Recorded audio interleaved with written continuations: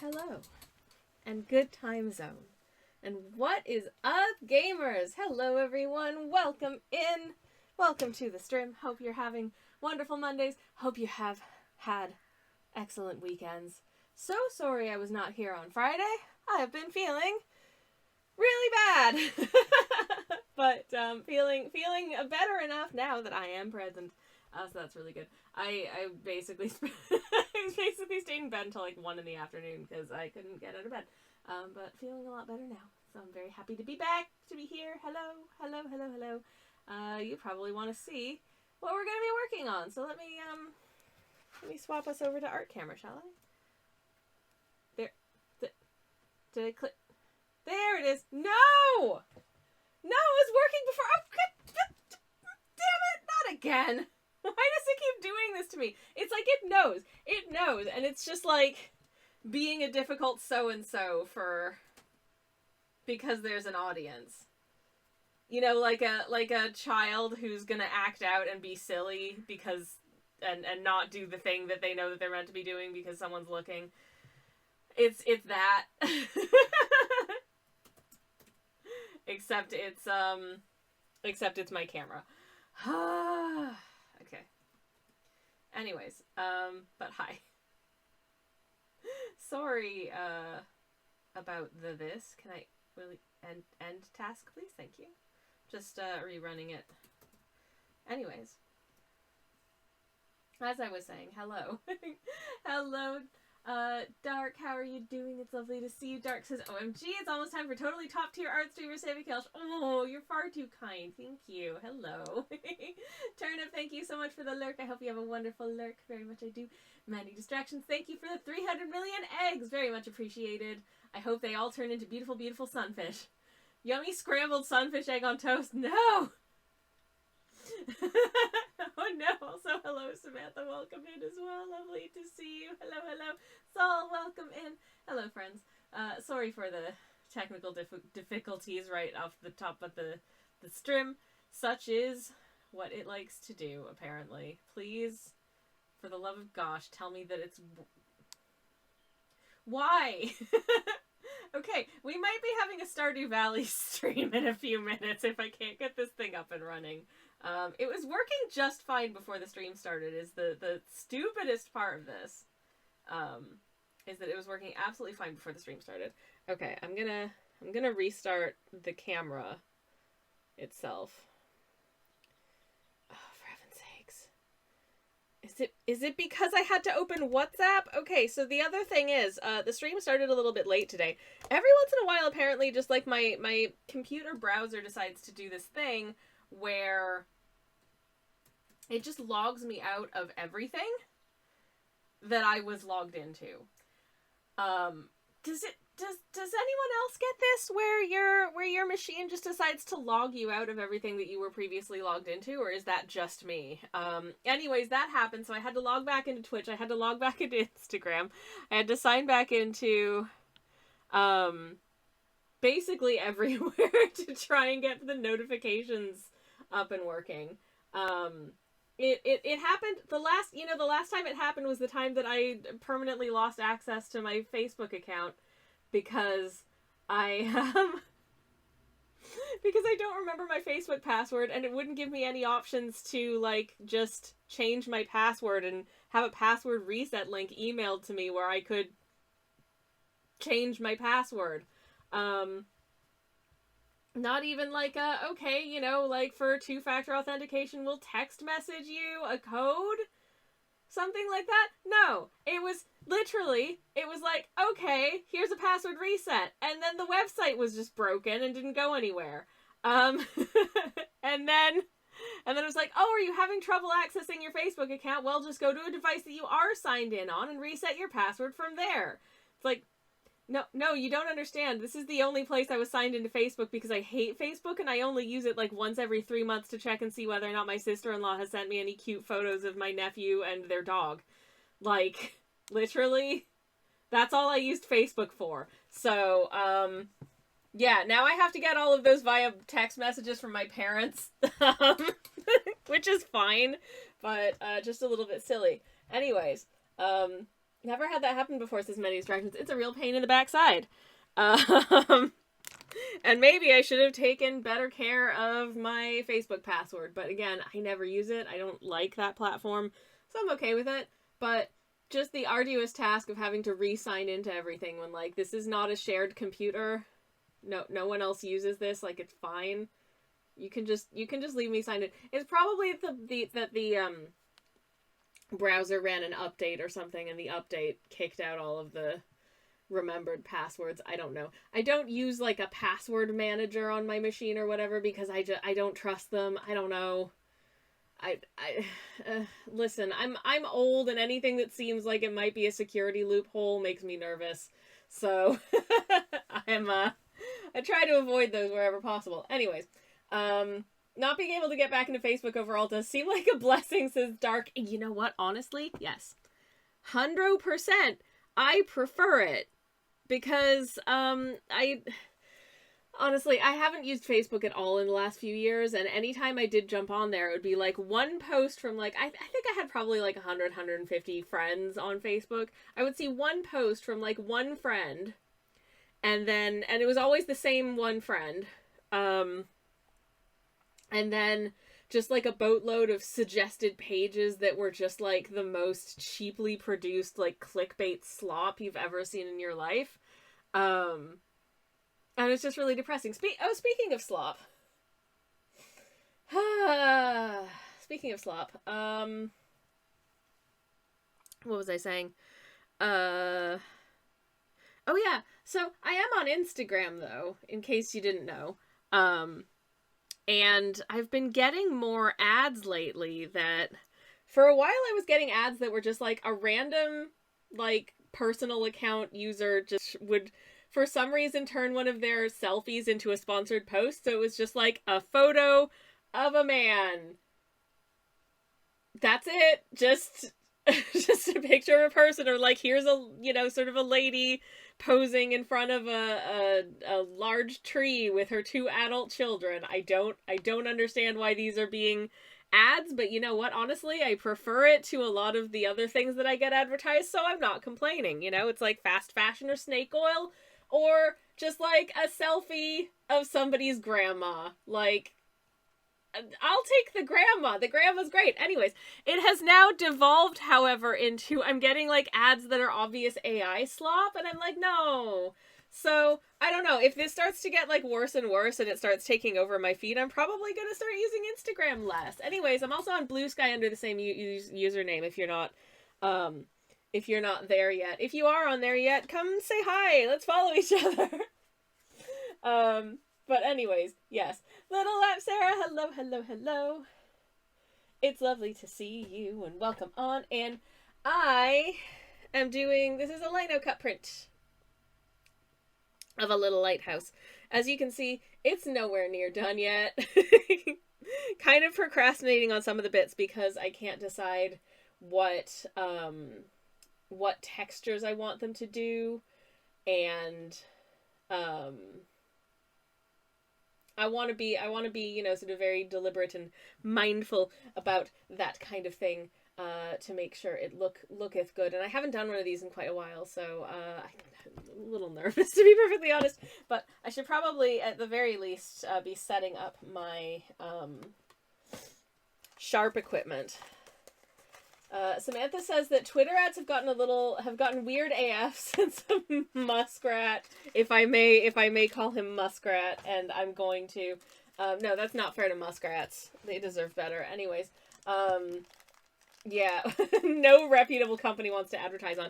For me, I don't know about anybody else, but for me, it's all like Bitcoin trading, or really, like, you are not going to receive the product as advertised drop shipping ads, and or you are not going to receive a product at all drop shipping ads. I do appreciate the, like, you can refute false information, little readers added context things at the bottom of posts when those appear underneath ads and they're like, no, this is false. Or they'll be like, yeah, this is from an obvious drop shipping company. Whatever you receive will be extremely low quality and not worth the price. Just buy it from a regular store. Anyways. Hey, Eva, welcome on in. How are you doing? It's lovely to see you. Welcome on in. Hello, hello, hello, hello. Hello. Um, but yes. Anyways. I am mildly annoyed with all of the like social media migrations and where we're supposed to go and what we're supposed to do and what's a bad place to hang out now. Partly because I have so many dang accounts in so many different places. And it's so much to keep. Like, I post a new artwork, I end up posting it to, let's see.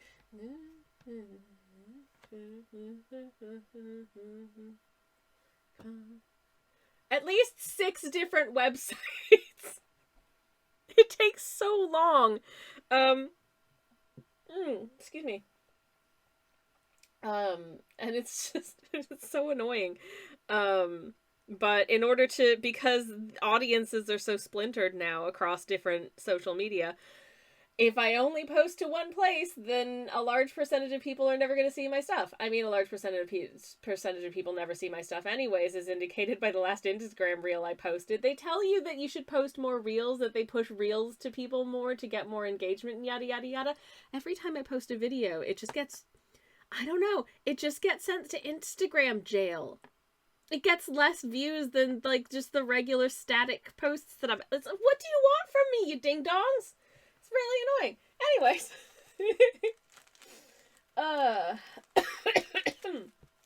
Excuse me. My favorite is Twitter advertising Twitter, says Samantha, because that's just a level of desperation that shows they know they're falling apart. It's so sad.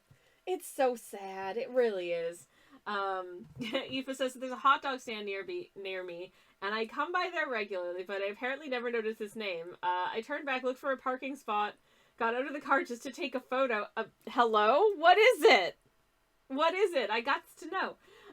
Anyways, little Lapicera, sorry, would like to know more about coffee. Do you have a specific question, my friend? Or do you want me to just riff about coffee? Because I can do either. Oh my! Aoife says that the hot dog stand is called Feel My Meat in Your Mouth. Well, is it delicious? Hi, briefcase full of bees! Welcome to this very normal stream. We're just carving a lighthouse. Everything's fine, don't worry about it. Hope you're having a beautiful day. Anywho. That's amazing. I feel this way about my drawing, says little Lapicera. I only post my best, and still it's not enough. Maybe because excellence, speed, and some styles are overvalued on social media. It's really hard to say. I think there are certain things that are more, like, immediately visually attention-grabbing than others. In the same way that, like, a colorfully frosted cake is going to, your eye is going to be drawn to it perhaps more than, like, a really, really, really well-made pound cake. But, like, you know, they're both really good. But even though your eye is drawn to the, like, colorful frostings and what have you, you know, like, the pound cake might be so good that you want to marry it. You know? Anyways, picture on Discord, says Aoife. Oh, thank you. By the way, we have a Discord for anyone who isn't in it. Let me pop a link to it there in case anyone would like to join. You're not. It's a quiet place, but we have fun there. Favorite type of coffee to draw with? Have you ever done watercolor? Oh, I have actually. Okay, so I would say it's been probably a solid 15 years since I used coffee as an artistic medium. But I have done it, and it does watercolor quite nicely. I think I just used, at the time, I was probably just drinking, like, filter coffee, like, machine filter. No, French press. It would have been a French press 15 years ago. I didn't have a V60 yet. So it would have been a French press. Probably a darker roast, just because there's more deeply roasted particulate in it, which will give you, you know, sort of the greatest range of color values. But I wouldn't say that there's necessarily a specific like origin or processing type that I would suggest for painting with coffee. In fact, is coffee as an artistic medium, light fast, I don't know. I tend to try and I tend to prefer light fast pigments these days just because, I don't know, if someone's ever going to stick one of my originals on a wall, I want it to look just as good as the day I painted it, just as good as the day I painted it in 100 years. So, though I'm less concerned about light fastness if it's something that is, like, most definitely just going to end up in sort of a pile, and I'm just going to post scans of it on the internet, like, whatever. Anyways, let me catch up with chat. Briefcase full of pieces. I'd marry a pound cake. I know, like, if, like, you know, why not? I will not marry a pound cake says Sol unless it really pounds. Well, they don't call it pound cake for nothing. Anyways, Samantha says, remember, it's only a French press as it comes from the France region of Europe. Otherwise, it is just a sparkling coffee maker. Thank you. You know what? Normally, I'm not one to be an appreciator of pendantry, but in this case, it genuinely feels very justified, and I thank you for that very important reminder. I'm gonna take a sip of my tea, which is, there's a lot of, like, bits of cinnamon floating around on the top of this, which makes it look real gross, but I promise it's just little bits of cinnamon. Woo! That's tart. That is a spiced apple tea, because I bought about 6 times more of this tea than I had intended to, because the only bag that they had in stock when I finally decided to bite the bullet and buy a bag of it was the 300-gram bags of tea. If you've never seen a 300-gram bag of tea, let me just tell you, it's large. It's a big boy. There is nothing small about a 300-gram bag of tea. It's a lot of tea, is what I'm trying to say. Yeah, anyways. Now then. Okay, so, things to remember about doing prints like this is the bits that will not be colored in are the bits that we're carving out, and anything that we don't carve out is what gets colored in. I finally purchased a roller that's small enough to use with one of these print blocks. I have not used it yet because I have not done one of these prints in a really flippin' long time, actually. But look at this. It's so much nicer than before I had one that was, like, super wide, and it was too wide. It was much too wide. This, way nicer. Very much looking forward to rolling with this little buddy. I'm going to put it back in its protective sleeve for the time being, so I'm sorry for the crinkly noises. Samantha says cinnamon for when you want to be just a little bit naughty. I do like a bit of cinnamon. I do. I think it is a tasty flavor. Good old cinnamon. Dan says, hi, Sammy. No stabby self, please. Indeed. And we do, as always, make a little safety note up top before we use our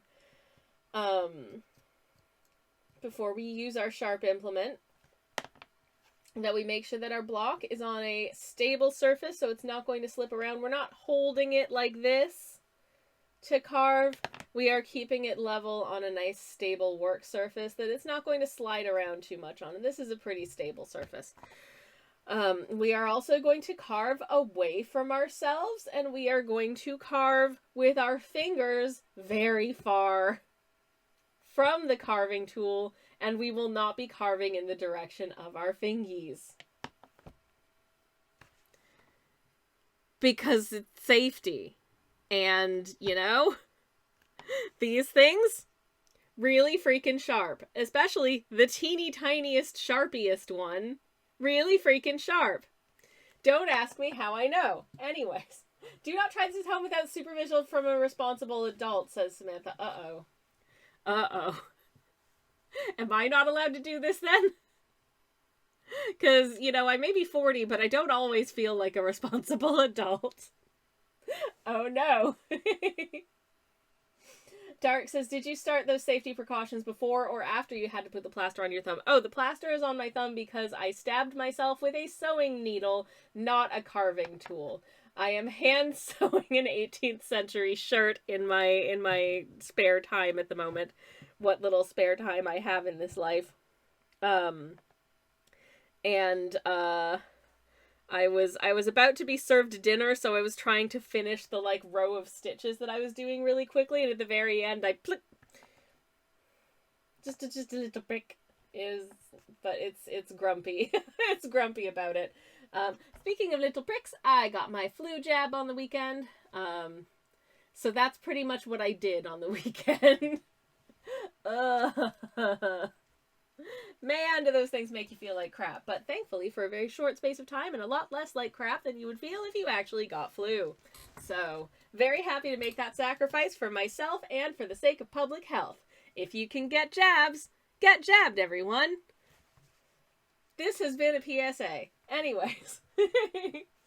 Samantha says, that uncle who lets you eat snacks instead of dinner does not count as a responsible adult. Oh no. I'm sure there's at least one responsible adult in chat. I'm sure there are. I'm sure there are multiple I mean, everyone in chat should be an adult, presumably. Don't talk about your ages, though, for safety reasons. But if you are a kiddo, you're not supposed to be here, so we'll see you later. Can confirm then you definitely need a responsible adult to supervise you, says Dark. Aw, heck. Can do after work, things will be lurking. Thank you for the lurk, Dark. I hope you have a lovely, lovely lurk. I'm an adult, says Mr. Hangman. No. I don't want to be, says Mr. Hangman. I'm sorry.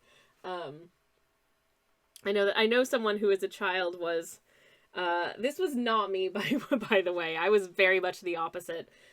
But I know someone who as a child was genuinely, like, terrified of growing up. They did not want to grow up. They did not want to get any older. They did not want to be an older child, let alone an adult. They were like, no! Had deep existential fear of the prospect of, like,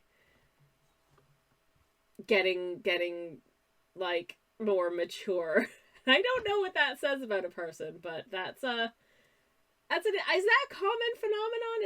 Is that something that a lot of people experience? I genuinely don't know. I was quite the opposite, but then again, I was the kind of unidentified autistic child who generally got on better with adults than, like, my peers for a really long time. So I was totally happy with, like, coasting as quickly as possible into grown-uphood because those are the people I got on with the best. And then I became a grown-up, and then it turns out that, oh, actually, no, I still can't relate to a lot of grown-ups either. Uh-oh. Never mind. Anyways, and crushed under the weight of my, sort of, like, responsibilities and expectations, and I'm tired. I don't know about y'all, but I'm tired. Mr. Hangman says, all I gotta do is make one movie, then I won't care that I'm old. You got this, my friend. You can do it. Hell yeah. Grown-ups are just teens with gray hair, basically. Oh, God, no. No, I mean, I do have a couple of burgeoning gray stripes that I think are incredibly sexy of me, but, I like to think that I've aged out of teenhood for the most part, because, man, okay, does anyone else have the experience of when you were, like, a teen, did you ever have an adult saying to you, like, these are the best years of your life, you should really enjoy them, which is a horrible thing to say, because, my God, my teenage years were okay, but generally pretty, mired with, like, struggles and frustrations and, like, social weirdness that I don't want to go back to. That feeling of, like, I feel competent enough to take on more responsibilities, but I'm not allowed to, but the things I do have to take on responsibility-wise aren't the things I enjoy. That was my teenagehood, like, being anxious about things like elections and not being able to vote yet. I didn't consider that fun. Also, my fashion sense was cringe. I don't want to go back to that. Anyways, Samantha says, I guess it depends on the sort of childhood you had and the sort of adulthood you had demonstrated to you by adults. Yeah, that's fair. Yeah, Mr. Hangman says, yes, and they were completely wrong. Right now is better because I have good friends who won't turn on me for stupid reasons. Yeah, I mean, God, people who bring, like, teenage-level interpersonal drama into their adult lives, it's like, what are you doing? You're supposed to grow out of that, you know? That's just, it's just not worth it. Just chill. Anyways, um, what was I saying? What is one thing that I do miss from being a teen? I would say my secondary school canteen sold extremely generous portions of poutine for $2.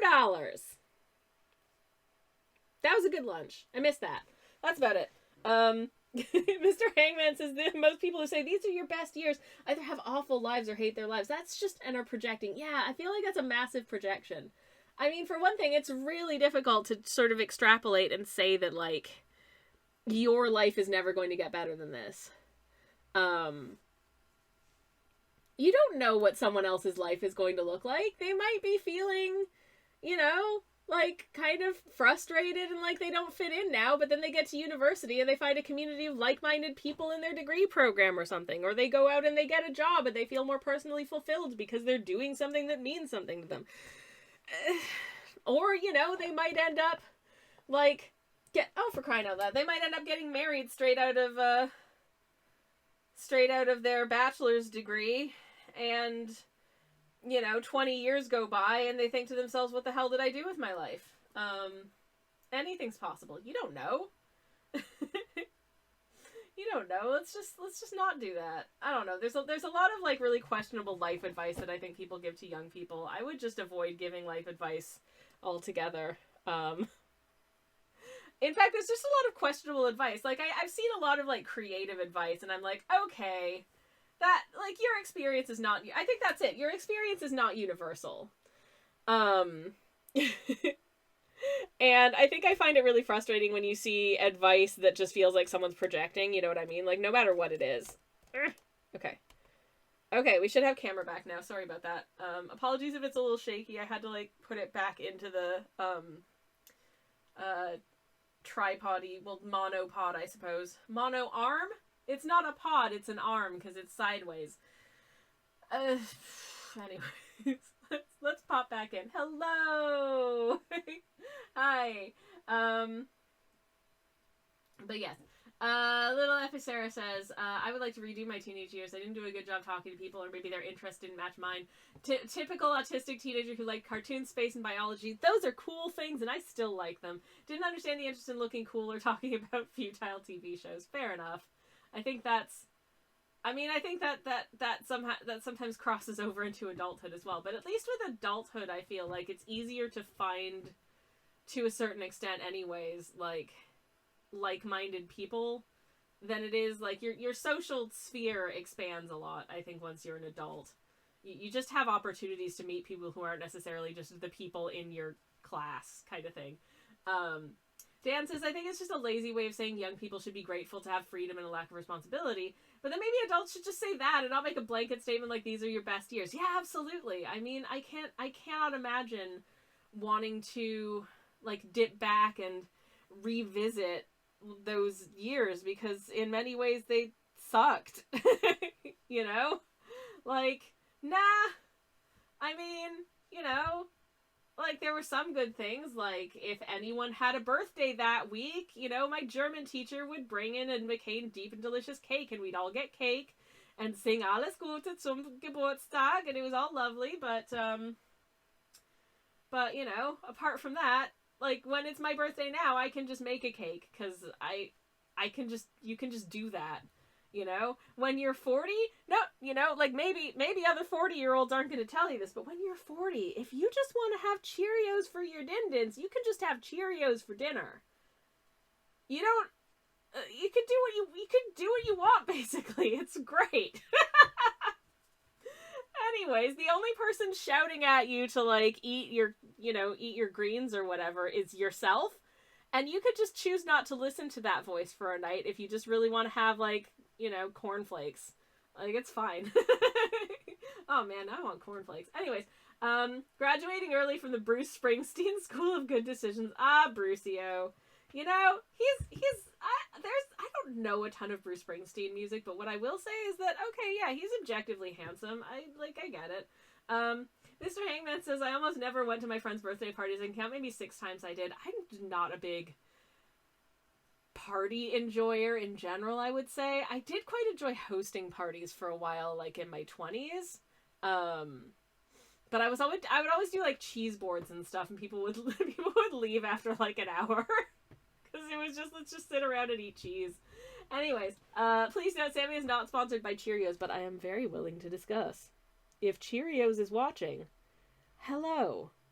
They are a delicious toasted oat part of your day, fortified with all of the vitamins and minerals that you need, super delicious with a milk or plant-based beverage of your choice.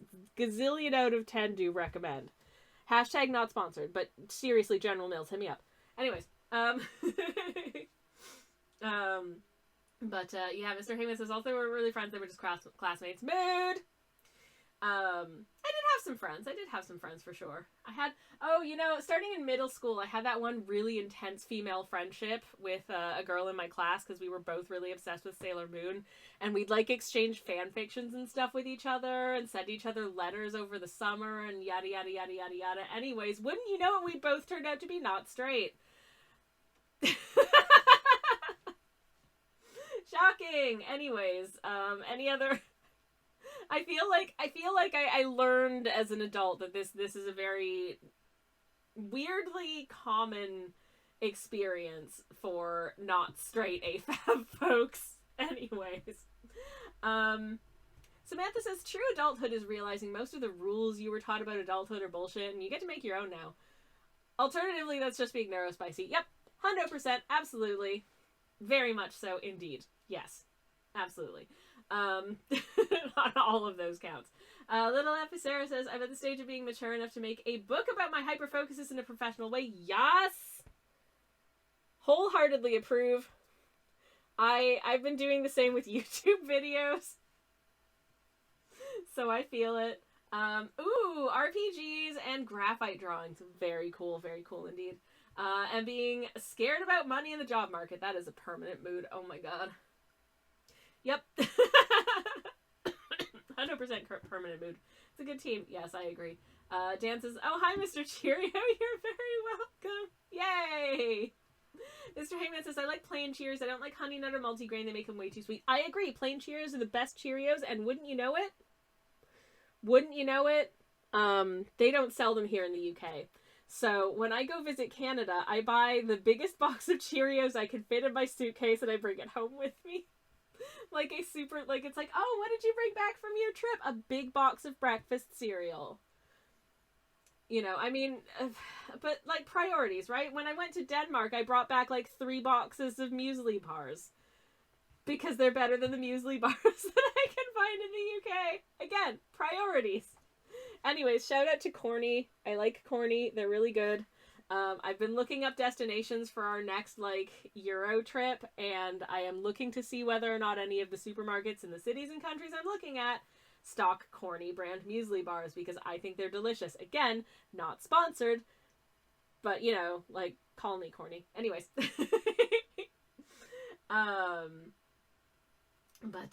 Yes. Samantha says, queer folks, handshake meme. Neurodiverse folks, handshake. Finding each other before you even realize you have this in common due to a shared experience of not feeling quite right with how the world is organized. Yeah, and just generally, I think in a lot of cases, sort of matching each other's wavelength. The number of, friends and loved ones that I have acquired is the wrong word, but gotten to know, become, friends and loved ones with over the years who none of us mentioned or talked about this at the time, but it turns out, wait a second. We're all on the spectrum, aren't we? And we're all just in various stages of figuring that out / seeking diagnoses / choosing not to seek diagnoses, but just knowing it. Which is unsurprising, really. Anyways. Mr. Hangman says, I don't wish I could do high school again. No, absolutely not. That was just, no. Why would you? You're in a different chapter of your life. You had those fake friends. Oh, those were the worst. I had a couple instances of that, of people who just sort of, were like, okay, you're out of the friend group now. We're going to, just avoid. Okay, so I had this weird misunderstanding when I was, sorry to bring up like high school drama, but I had this weird misunderstanding. Basically, I gave a hug to a boy who was a good friend of mine, and my other friend saw, and I didn't know that she had a crush on him because she'd never mentioned it to me, and I didn't think of anything, you know, I didn't think of it in a romantical way because he was just my pal and I'm an affectionate person, and also I thought he was gay. But she decided to just tell everyone to just not speak to me anymore or like acknowledge me, and I didn't know why for a really long time, and it was really mean and bad, and I still don't like her, and it's been, you know, almost 30 years, so yeah. Anyways, Dance's adulthood is one of those. Oh, and also she borrowed my glockenspiel once and never gave it back to me, and I have not forgiven her. And I am kidding. Anyways, Dance's adulthood is one big learning process about why all the things that made no sense during your teens were because of the world, not you. Yep, absolutely, 100%. I mean, what is life if not just like a continuous sequence of learning experiences? Which I think is good and fun, and I don't understand the mindset of people who aren't interested in learning new things. Like, doesn't it make you feel good? Don't you get that little sort of like, oh, I understand a new thing now, like little dopamine rush? That feels real good. People are strange. I don't understand them. To this day, I still don't. Maybe that's why I minored in psychology. Anyways.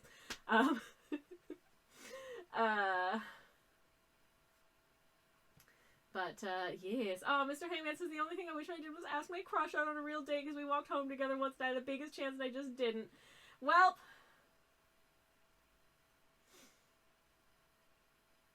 that stinks. But, you know, it's, yep. Anyways.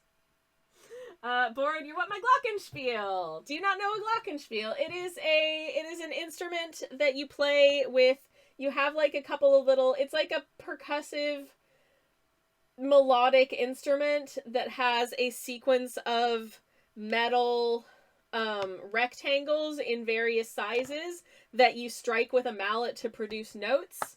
Yeah, glockenspiel. That's it, briefcase. Also a fun word. Glockenspiel. It's a great word. I bet you can't guess what language it comes from. Anyways, let me see if I can find... Yeah, it literally means play bells. Which is fantastic. That's a xylophone. I think a xylophone the blocks on a xylophone are made of wood, if memory serves. I think that's the difference. It's a fancy word for a xylophone and it makes a horrible racket, says Dan. Aww. I mean, I was pretty good at playing that glockenspiel. It was just a little one. It was just like an A4 sized glockenspiel, but it was very special to me. Oh, speaking of A4 sized things, y'all, I had, yes, one is wood and one is metal. Thank you, Samantha. That's what I thought. I had a delivery today for a thing because xylo means wood, says Aoife. Oh my god, we're learning so much today. Doesn't that feel good? Doesn't feel good to learn. I got a delivery today for something that is going to be forthcoming in my shop. But something went a little bit pear-shaped, and I want to show you. One moment, please. Wood sound, says Samantha. Yeah, exactly. You have play bells and wood sound. I had a play bells, and then, I loaned it to my friend, and I never got it back, and I'm still sad about this. I'll be back in just a second, because I want you to see this. Because, oh my god.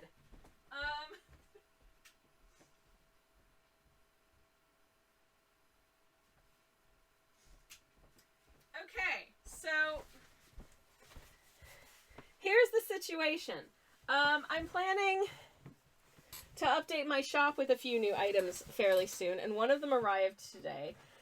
It is a limited edition item. It is the only one of its kind that I have produced. It's very special. I had to go to a printer that isn't my usual source of printage to do it because my usual printers I weren't able to do it. Anyways, I do have a shop, by the way. It's here. It's full of all kinds of really nice things that you can get. But this is one of the things that you will be able to get at some point in the near future, but not just yet. I want to preface this by saying again, this is a limited edition item. I got one set of prints for this and never again. Now this was meant to be an extremely small limited edition. But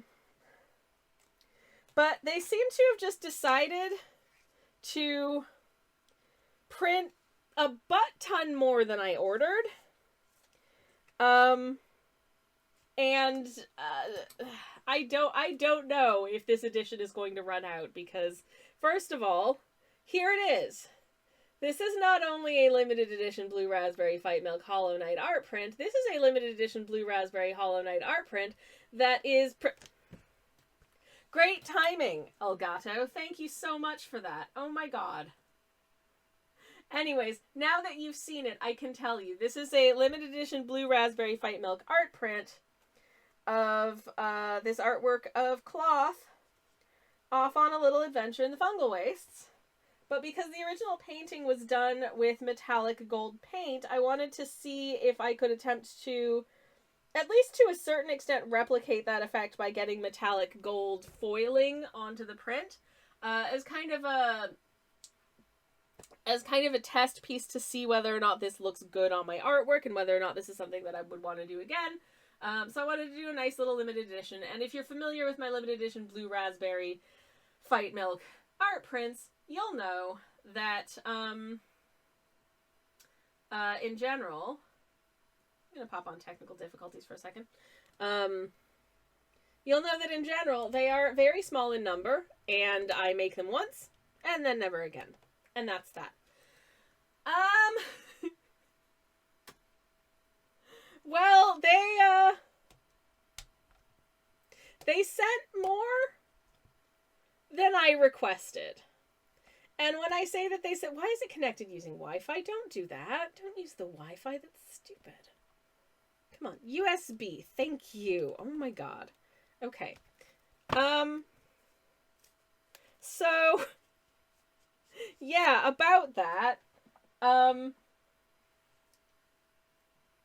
So I, wanted a fairly small run of prints. The smallest number I was able to get done from this print place was 25. Here's how many they sent. It's about 3 times that. I never sell this many of any one art print. I do not know what the hell is going to happen to all of these art prints because I have zero confidence in my ability to sell this much of any one artwork that I have made. I may need to desperately implore people to tell all of their friends and anyone that they know who might like Hollow Knight to please consider getting one of these prints because this is taking up a not insubstantial amount of space in my merch corner. Yay! I mean, listen, what I'm very glad about is that A, the prints are really nice quality. It's printed on a beautiful, nice, smooth, very pretty 350 GSM paper. The colors are very faithful to the original artwork. And just generally, they look to be very, very good quality. I'm very happy with the way that they turned out. I just don't... Like, 25 was already too many for the edition. It feels a little the opposite of special, having 75 of these things when they're supposed to be rare. The most important thing is how many did they charge you for? As far as I can tell, they charged me the regular amount. So, I don't know why they sent me this many. I'm gonna have to go check the invoice. The little slip that it came with has the correct quantity on it, so I'm guessing that I was charged the correct amount. But, you know, who knows? Anyways, it's not unusual in my experience that if you're printing if you're getting like an off number printed and there's enough space for like another row of things on the the large sheet that they print from and then like cut, it's likely you might get an extra sort of like 4 prints just to like round out the number, because they're like, well, we might as well use up the whole sheet of paper, so let's just do 24 instead of 20 or that kind of thing. But this is 3 times as many. And I'm also trying to get this band back onto it so that they're not flopping all over the place, and it really does not want to go back on. Oh no. Anyways, so yeah, so that's an exciting, y'all are the first to see it. I hope you like it. And these bad boys will be arriving in the shop very soon.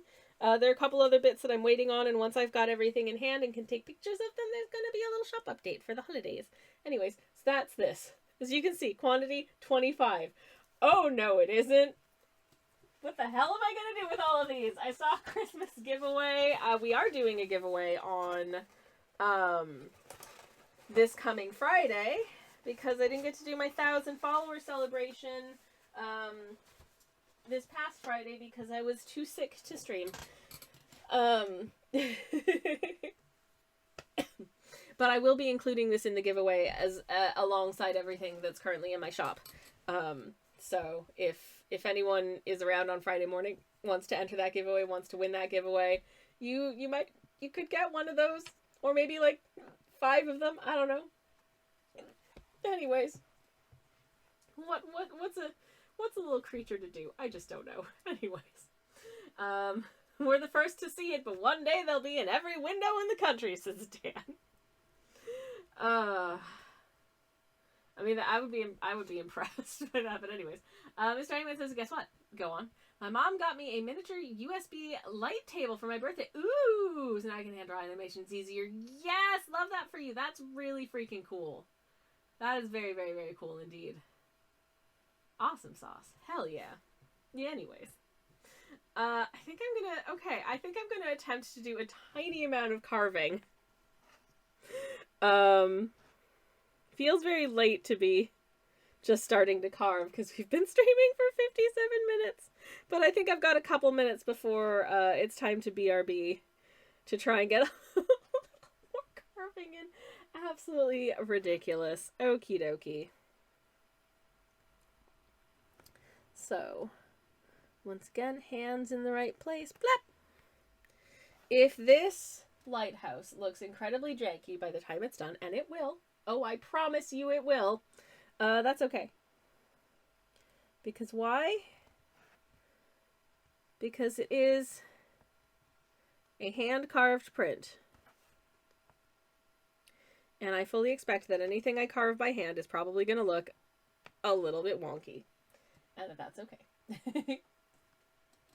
We've just got time to start before the stream ends, says Dan. No! Oh, heck. I would, believe it or not, I would actually like to get some artwork done today. Oh, jeez. Okay. So for this bit, I'm just gonna do. Actually, beans, how am I gonna do this? How am I gonna do this? What does a lighthouse look like, even? Anyways, jeez. Okay, I think I'm just gonna do it this way because I think for maximum visual effectiveness, I think this will be the best way to do it. So this is how I'm gonna do it. Kind of looks like a funky Dalek, but it's not. It's a lighthouse. Oh no. Anyways, did put a little doodad just on the top here. What's the deal with the doodad? I don't know. I just looked at a lot of lighthouses and they had a little doodad, so I'm giving it a little doodad. That's all. It is not time for stream to end yet. I have too many things to do, and also I just started, so you know. At least I just started carving. Anyways, wouldn't you know it? I really love like nautical themed artworks and motifs and stuff. Do I live anywhere near any bodies of water? Really? No. I live in a landlocked county. There's a river in my city. We have a river. That's about as close as it gets for me. How's that looking? Well, now we have the entire shape of a lighthouse, so that I feel like is a pretty good start, right? Um, I'm still trying to decide how I want to do, like, textures for the sky and stuff. Do I just want to have this bit be the glowy bits, or do I want to kind of have the entire sky sort of feel like there's illumination radiating out from this, and it gets darker towards the edges? I cannot decide. I cannot decide, and it pains me that I cannot decide. Deciding is hard. It's hard work. It's rotten and it's hard work, and I don't like it. Never mind. Okay, I think I want to get a little bit more done before we head over to a BRB. So I'm trying to decide. I think for this portion, I want us to. I'm doing one of those lighthouses that has the nice stripes, but I don't want it to just be black, I don't think. So I want to do sort of like a stripy, to give an impression of the fact that it's a color, even though it's the print is entirely going to be in black ink, because that's the only block printing ink that I have. But I can't decide exactly. I think I want to do like a diagonal stripe, because I think that'll look cute. But not 100% sure on that. I'm going to take a sip of my tea. I'm going to have a little think on it. If anyone has any super strong feelings about what they think would look good, feel free to sound off in the chat. I'm going to do a quick BRB. I'm going to make myself a second beverage because I've only got one beverage right now, and that's not enough beverages for this beverage goblin. So I'll be back really shortly. Enjoy the BRB screen in the meantime. You may see some ads. I apologize. But yeah, thanks for sticking around. I'll be back shortly. Enjoy the BRB. A musique in the meantime. Okay, I'm back. Hello again. Hi, everybody. Welcome back. It's me. I'm here. Oh my god, the camera's still working! Yo! That's so exciting. I love that for us.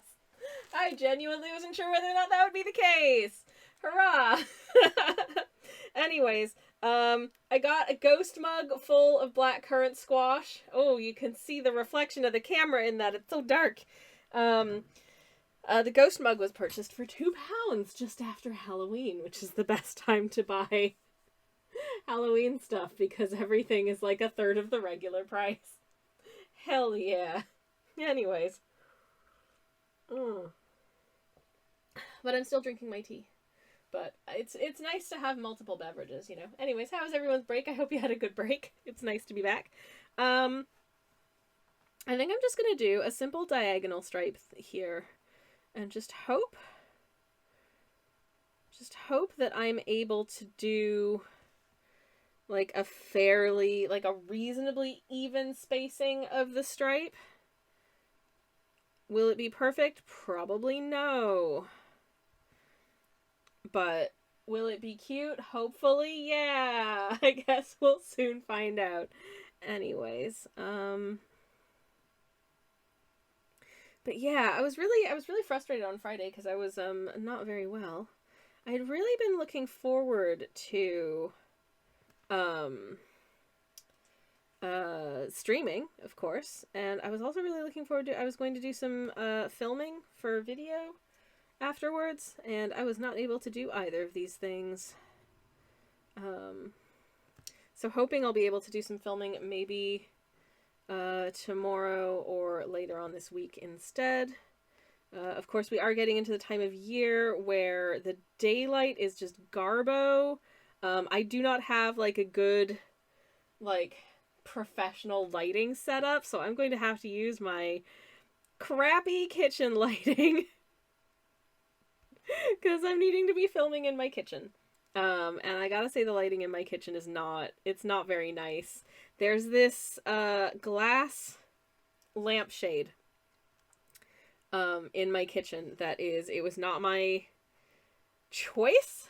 It is not what I would have for the kitchen lighting. If it were up to me, I would have it be something else.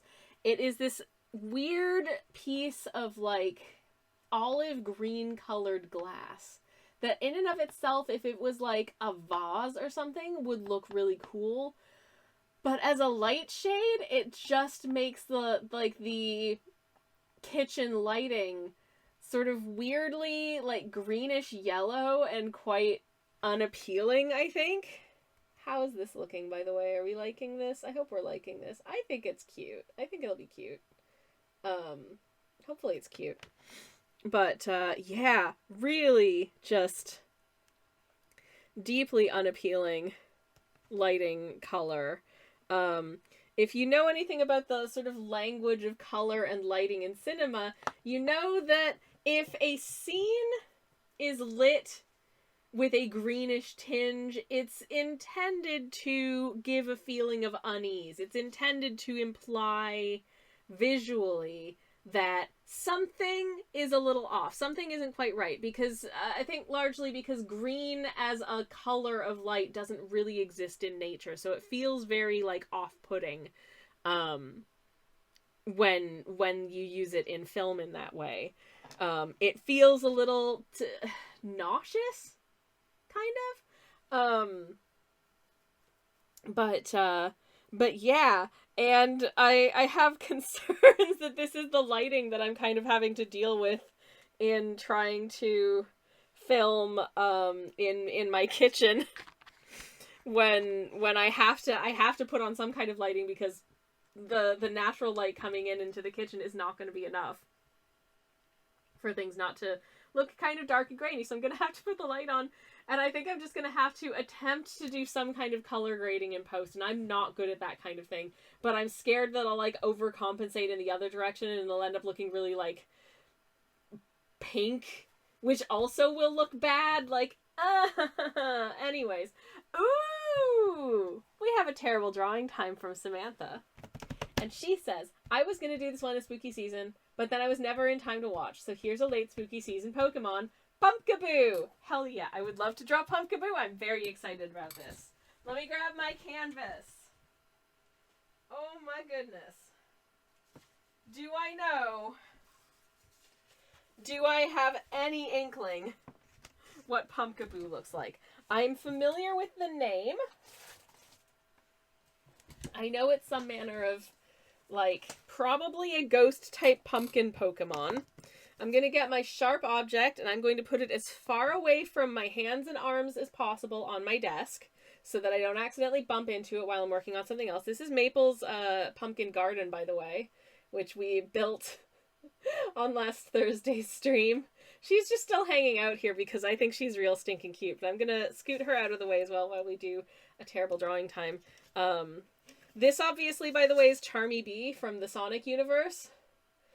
Obviously. And this was just a dragon drinking some tea, because I had a request for a dragon. And I thought I would give it a nice cup of tea, because why not? That's cute. Anyways, I should preface what we're about to do right now. So basically, Terrible Drawing Time is this thing we do here on the channel, where for 5,000 channel points, I have 5 minutes or less to draw a character or concept of your choosing from memory or sight unseen on the Terrible Drawing Time canvas. This is our current canvas. It's got some interesting friends on it so far, and now I have to try and draw Pumpkaboo, which I honestly feel kind of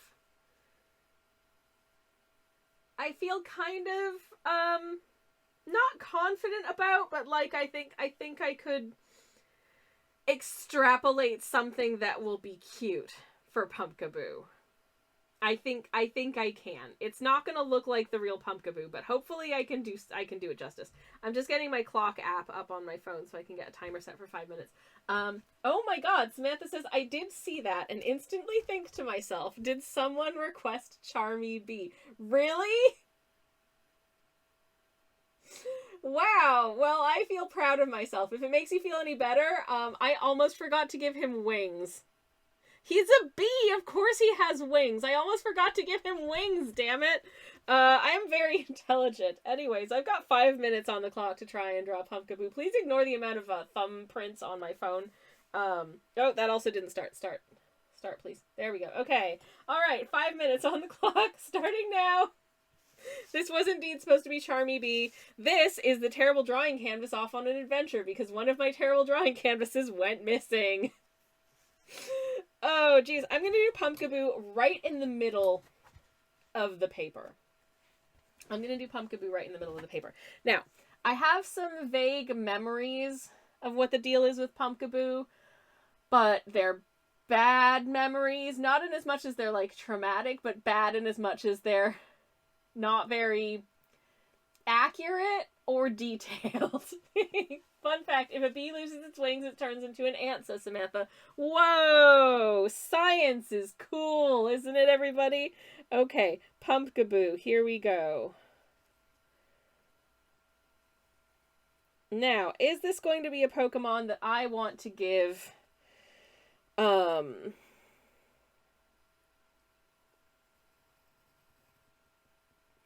this feels like a Pokemon that I would personally like to give a, like arms and legs to, but does it have like a full arms and legs situation? I just don't know.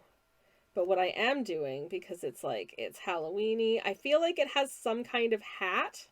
So I'm giving it some kind of hat, but the hat is probably in some way alive. I don't know in what way the hat is alive, but I feel like the hat is like a part of its body, because this is a Pokemon situation, and that's just very normal for them, I feel like. Definitely gonna give it little feet, because I think that would be real cute.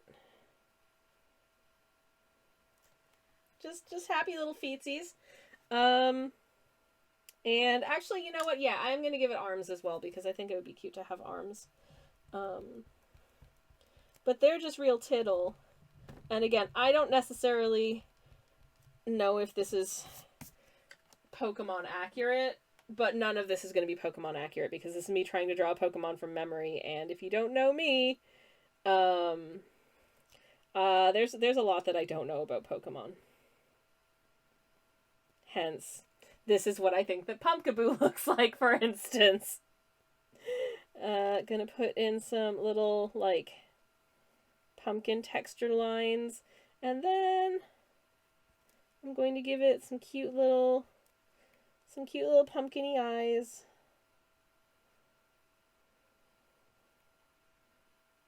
Like so. They're gonna, you know what, actually no, I'm just gonna fill them in. I'm just gonna fill them in. And then, do I want to give it a little, like a full-on little face? I feel like I maybe do. But you know, okay. In tribute to like jack-o'-lanterns I've made in the past, what I am gonna do is I'm gonna give it a little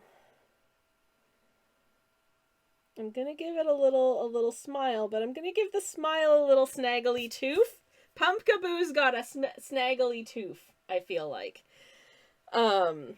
And while it may look like Pumpkaboo has like a wizard's hat on, this is in actual fact an extended stem situation, because it is a pumpkin type Pokemon, of course.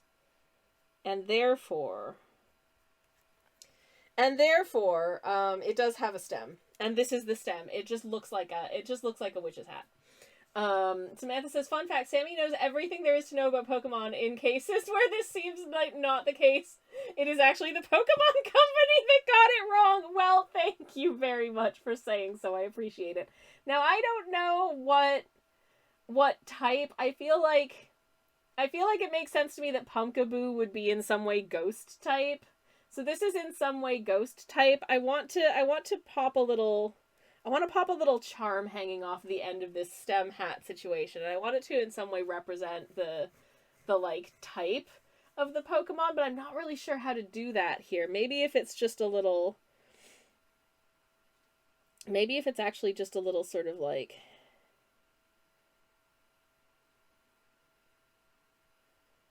magical flame kind of situation. It's like a little magic lantern, but it's just a little like ghostly flame just hanging off the side of this little hat stem situation. Pumpkaboo is indeed a grass ghost type. Okay, awesome. In that case, I feel completely justified in appending a little... Shut up. I want to add something else cute. Appending a little pumpkin blossom.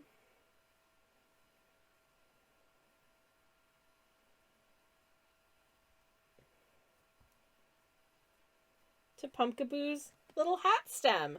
Okay. I didn't get a chance to really do much in the way of shading and stuff, but I kind of want to. I'm sorry. I'm going off book here. But I just really I really like this little guy and I want to give him some lovin's. Okay. Um in fact this entire hat would be like a very dark gray kind of black color. Sorry, I realize I'm cheating now. I just really like this little pumpkin guy, okay? Also, it's my stream. I can do what I want. Okay, there we go. This is it. This is it. You got your grass ghost type. This is focus. Focus on my fingy. There we go. This is Pumpkaboo. Samantha, I hope you're happy. Okay, I'm gonna real quick pull up a tab on my browser and see if I can have a little look-see at what the actual looks like, what the actual Pumpkaboo looks like, and see how we did. Oh my, wow, okay. Okay, that's interesting. I can see how it's a grass ghost type, and also I'm confused and bewitched by how freaking cute this is. I'm just gonna pull this up in its own tab. Oh my goodness, y'all.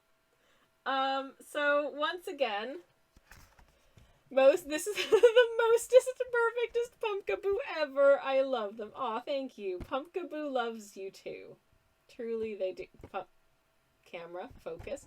Okay, once again, this is Pumpkaboo from memory. This is Pumpkaboo.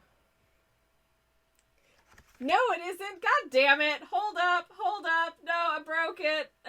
Okay, this is my Instagram page because my computer is set to look at the Instagram page first. No, it isn't. What? Why is it not looking at my Oh, flip. It's because I had to log in again and it got all confused. Okay, this is my Instagram page. You can follow me there. I post most of my art there, but not in a very timely manner usually. Ignore that. This is Pumpkaboo. So I got that it had like a little hat on or something, but I think looking and extrapolating from this, it has a face up in the like sort of stem hat situation. And but then there's like a glowing set of eyes in what I would consider to be the legs of the Pumpkaboo. So I'm gonna say that one of these is one of these like a false set of eyes that's intended to like confuse possible predators or something. Because it feels like it might be a one of them kind of situation, but I'm not sure which ones are the real eyes. The stem is the face. Okay, so there's like a set of false... Either there's a set of false eyes in the legs, or what looks to be a set of pumpkin legs on the bottom of the Pumpkaboo are in fact a set of shiny gold buttons, and they are wearing a very smart pair of breeches. I genuinely don't know. But I do think that this is a very cute design, and I really like it, and I really hope that this Pumpkaboo would want to be friends with my Pumpkaboo, because certainly I would like to be friends with both Pumpkaboos. So there's that. That was really fun. Okay, so yeah, the stem is the face, the other eyes are the carved pumpkin. Wow! Pokemon lore is wild, and I love it. I don't understand it, but yeah. A second set of eyes to confuse predators and artists, says Dan. Yup, exactly. Oh, many distractions. Your version is better, is more happy. Oh, that's very kind. They are a happy little guy, I think. They are indeed a happy little guy. I had to get like one snaggly tooth in there, because that's what I used to like to do when I would carve a pumpkin myself. Okay, my sharp object is being retrieved from the safe location. And I shall continue on, also carving. Not pumpkin in this case, but, a soft vanadium block. I'm also going to stir my cold beverage. And have a little sip. But hopefully I never measure with, like, cordials in beverages, so I'm never sure whether or not it's going to just taste kind of like vaguely flavored water, or I accidentally made, like, syrup. And the answer is, yeah, that's perfect, actually. That's really good. One of my complaints with a lot of fruit juices is they can be quite overly sugary. Like, you could half sweeten that. You could add some more water to it, you know what I mean? I used to, back in the old country, like, squashes and cordials weren't really so much of a thing back in Canada. But I would buy, like, fruit juice, when it was on, like, a two-for sale. I would get, like, 2 big bottles of it, and they would last me for absolutely ages, because I would cut it with, like, half water, and I would be like, this is enough flavor. This makes me sound like an incredibly bland individual, and I swear I'm not. I do have a sensitive palate for some things, and in some cases, sugary things are a bit much for me. And despite that, I will just eat a handful of marshmallows. There's no rhyme or reason. I don't understand it either. So I've given up trying. I like what I do, and I don't what I don't, and that's it. Ah, man, I think we are done with the, like, lighthouse portion of the design now. Yay! Alright, what next? How do I want to do? I've got the hilltop that the lighthouse is on, and then I have the sea as well behind it. So I think what I want to do is to just create... Do I want to create sort of a black line around the, like, the craggy outcrop that this is on? And in order to do that, I need to be able to see my pencil lines, which I genuinely can't very well here.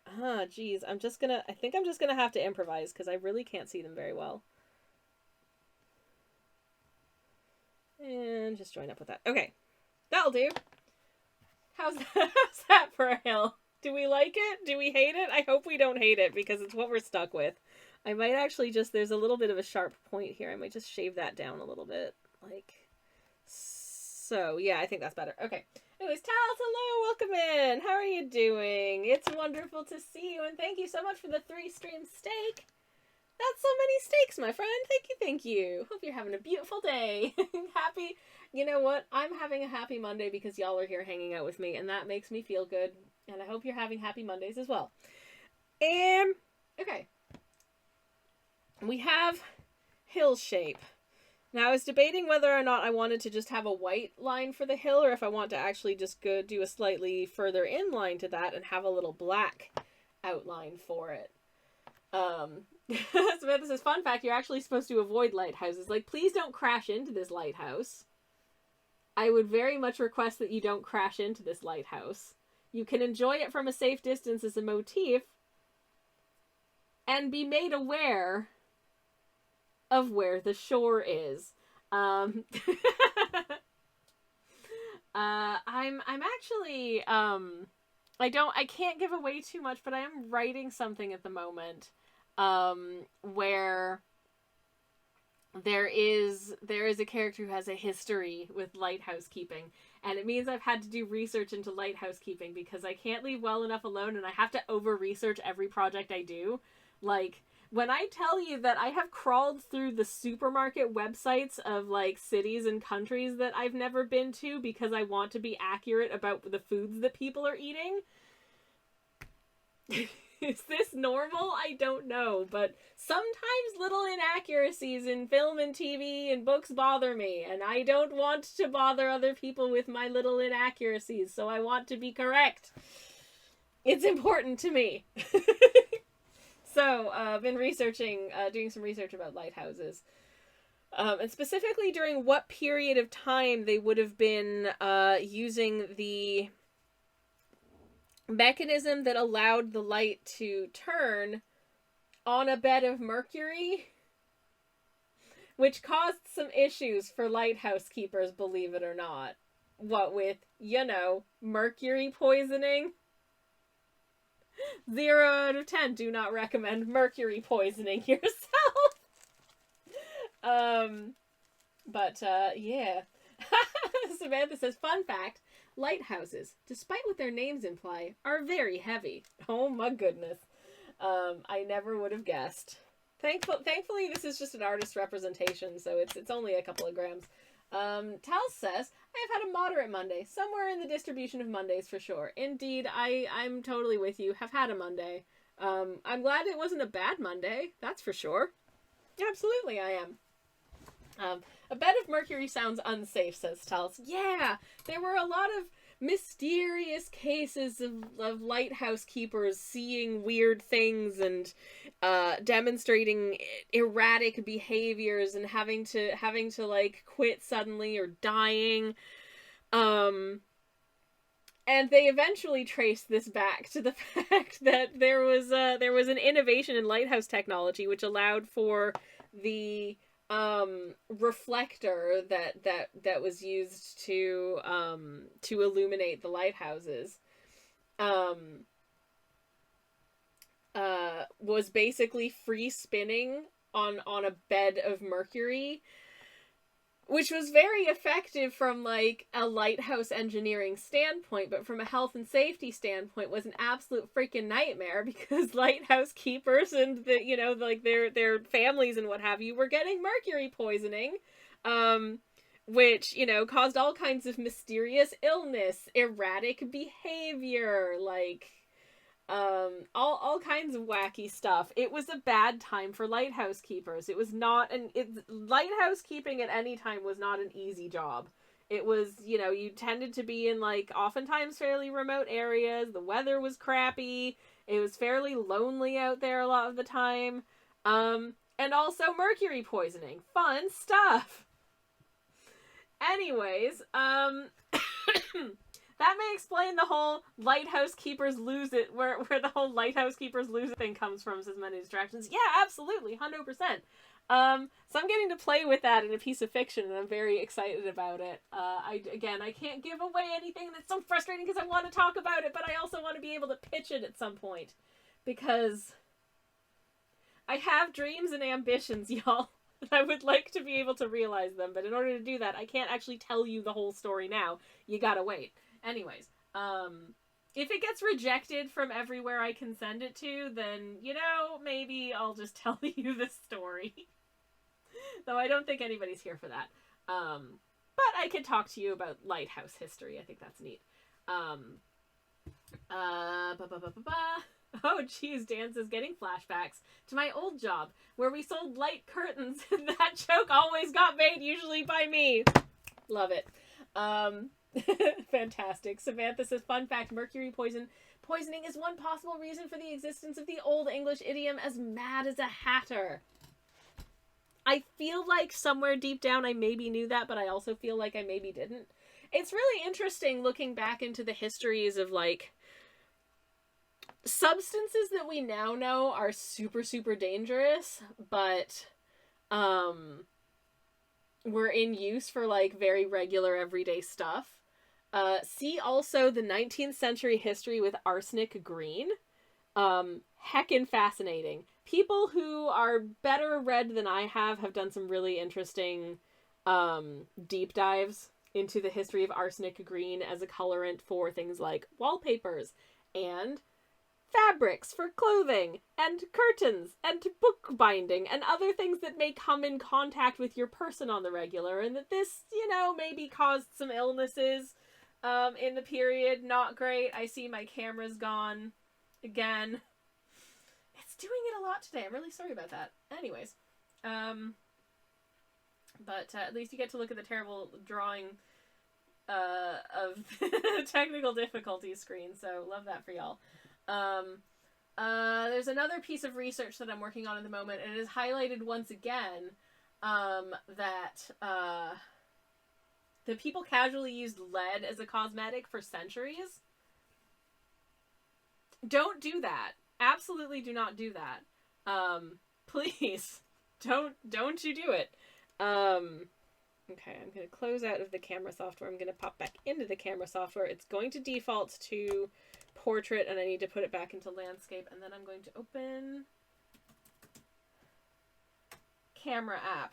Please, for the love of God, work this time. Hello, Elgato. Yep, and radium watch hands. Yes, that's another one. But yeah, the lead in cosmetics was a popular choice for various things for years. Just like put it in your soaps, put it in your skin creams. It'll make your skin look real good until it makes you real sick and you die. Like, ah! Another one that's actually, that you still see recommended and used as an ingredient in skincare products now by people who I think just, I don't know, are a little bit clueless. Cinnamon. Seems pretty innocuous, but actually cinnamon is a major skin irritant and can severely irritate your skin if you rub it all over your skin. It's very healthy to eat cinnamon, but it can cause serious skin reactions, and I have seen, like, many a person be like, oh, I put some cinnamon essential oil in my soaps, or, you know, I'm just gonna, you see, like, you know, hacks, and it's like, oh, make this soap that looks like a cinnamon bun, and it's like, that's gonna give people rashes. Come on, anyways. But it seems to be a very, that one is like the current, or one of the current sort of, controversial ingredients. It's not as obvious, I feel like, to us modern folks as something like lead, but it can still, you know, be somewhat harmful. And you still see people using it to be like, look, I made a lovely cinnamon hand cream. I put cinnamon in it. It's like, that's great. Just leave cinnamon on your skin and see how you feel in a few hours. Don't you do that. Anyways, you can get like synthetic fragrance oils that smell exactly like cinnamon and are safe for skin. Please do that instead. Anyways, Many Distractions says, I remember hearing a similar thing with old artists. I forget the details. Something about the paint at the time being made from very unsafe materials. Well, wasn't there... Okay, this is not something that I'm an expert on specifically, so don't quote me on this, but was there not like a mummy brown color that was made from, like, Egyptian mummies? I feel like there was something like that for a time. I know that I recently saw something about using, like, basically ingesting ancient Egyptian mummies as, like, a health product in the 19th century. There was a YouTube video about that recently. So don't ask me more about it. Just go watch the YouTube video. But I'm sure that was something. And there's definitely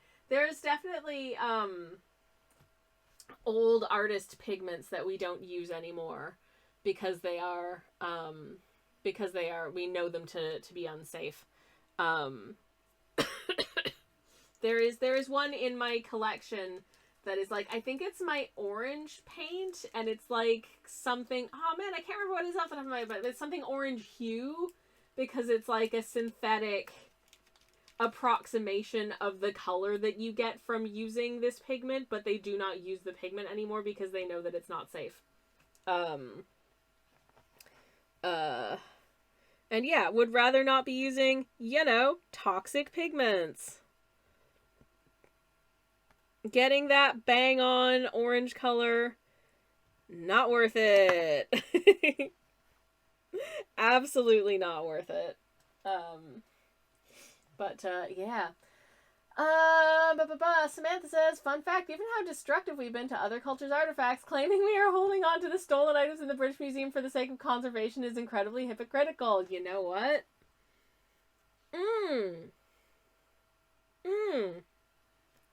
I do think that there's, as much as, like, I think it's neat as a history enjoyer, being able to, like, see stuff, like, historical items and what have you, from past times from all over the world, is real cool.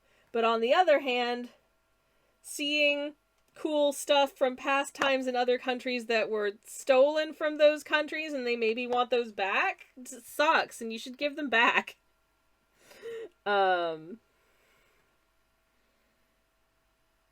yeah, anyways, I'm gonna take a sip of my tea.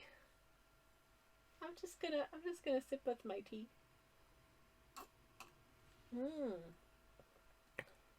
Cinnamon. There is cinnamon in this tea. It's delicious and very safe. Yum, yum, yum. Um, okay. I have to make some real large decisions now about how I want to do the rest of this piece. Do I want to give any, like, do I want the sky to just be like black, or do I want to give it some texture? Do I want to... Looking at it, I feel like I maybe don't. I feel like I maybe just want it to kind of stand, but we can do like a test print, and if we want to add additional texture and stuff to it at that point, we can. I think that might be what ends up happening here, because I don't know. Here's an idea, Suspended Distractions. Make replicas of those artifacts and give the real ones back. That way everyone wins. Very happy to look at replicas. Very, very happy to, as long as it's a faithful replica, then hell yeah, why not? I think there's a lot that can be learned from looking at, like, historical objects. Certainly, I feel, as someone who is interested in dress history, currently making an 18th century shirt, was hand finishing some seams earlier today on said shirt, realizing that I should have set the sleeves in before I started finishing the side seams, but, you know, this is my first attempt at an 18th century shirt, so I expect it to be a little imperfect, and that's okay. What was I gonna say? No, come on, brain. Come on, brain. Brain is not braining. What was I saying? Oh yeah, like, it's super useful to be able to look at, like, extant garments, and actually be able to physically see the way that they were constructed, because sometimes from just seeing the outside of it, sometimes it's really hard to tell. From just seeing like a drawing or a painting of it, it's really hard to tell. You know, obviously like, an artist will take some liberties. For instance, I have a garment I really want to attempt to reproduce that I saw in a painting. I'm going to have to make some educated guesses about how it's constructed, because I don't have an existing garment to work from. I just have this portrait of this lady who, having read about the lady, super interesting lady, lived an interesting life. Very excited to paint, to do this reconstruction of this piece. She was, Countess of somewhere, which she inherited from her father when he passed, and yeah, was just an interesting person. Did she have a roommate, says Samantha? Sadly, as far as I know, she was at least nominally straight, though I don't want to presume this simply because of the fact that she was married to a man, because that doesn't tell you anything. She may have been bi, may have also been the conventions of the period, so I cannot presuppose in any direction what her like sexuality was, but I can confirm, as far as I know, she did not have a girlfriend, but she's still cool. Anyways, geez, this is, I'm very much at, like, the awkward stage of this piece where I'm like, I don't know how to make this drawing turn into a print in the ways that I want it to look. Oh no.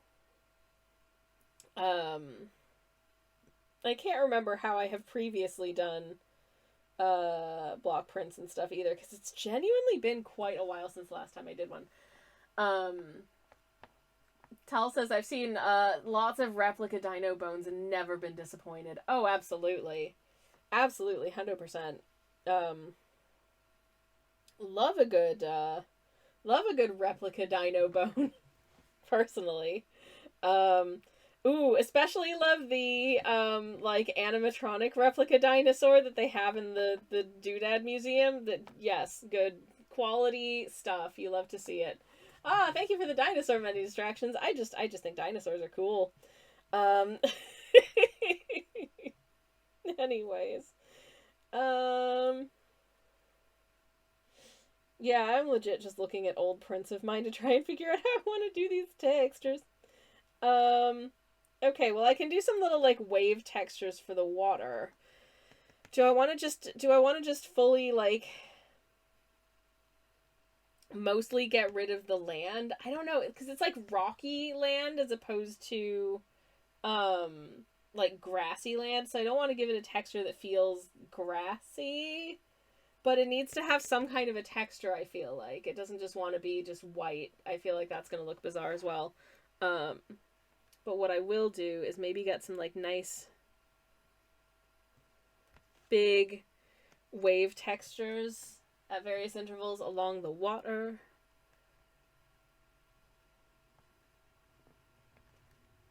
Just to make it feel like there's a bit of, you know, motion in the ocean, as it were. Oh, thank you for the kiwis, Samantha. Thank you, thank you. Gosh, I love birds. Sorry to tangent specifically about birds. But not super sorry because, you know, I heckin' love birds. I think they're great. Birds are the best. And very cool. There we go. Oh, where did that bit of... I'm trying to gather up all of the little, like, shavings and make sure that they make it into the garbage. Mesh, thank you very much for the posture check. 1 times unshrimping your spine, please. Thank you. I am doing a stretch. I am lengthening my spine. I've got my arms up over my head. If anyone wants to join in on a little stretchy, I do recommend it. Gonna stretch. Oh, just gonna extend over to the left a little bit. And breathe. And over to the right. And breathe. Okay. And back to the center. Arms down. Shoulders down. Spine lengthened. Stretch. Stretched. Feeling much better. Thank you very much for the stretch break, Mesh. I do appreciate it. My posture is bad. And any help I can get in that is very appreciated. Anywho, burbs are great, says Samantha. Hell yeah. I was just thinking earlier, I'd love to do an artwork of a Eurasian magpie and an Australian magpie who are friends. Because I love magpies. I think they're neat. I've drawn some like, you know, local magpies, like the ones we see here in the UK, like the European magpies. I've never drawn an Australian magpie. They are very much not the same, but I think it would be cute if two of them were friends, even though they are not anywhere near each other's usual environments. Listen. I draw hamsters on bicycles who are dressed like little Victorian ladies and they're gay. So, like, if I want to draw a European magpie and an Australian magpie being pals, I can just do that, okay? Anyways, Samantha says kiwis are very cool. Yes, and a good example of how evolution is not in fact trying to make the bestest animal, just something that can survive more efficiently than other extant options. Hell yeah. Also a good example of how sometimes evolution make bird that is really freaking cute. That's all just real freaking cute. I don't know what the evolutionary, like, science is behind the size of kiwis' eggs, because my god, they must have incredibly flexible cloacas.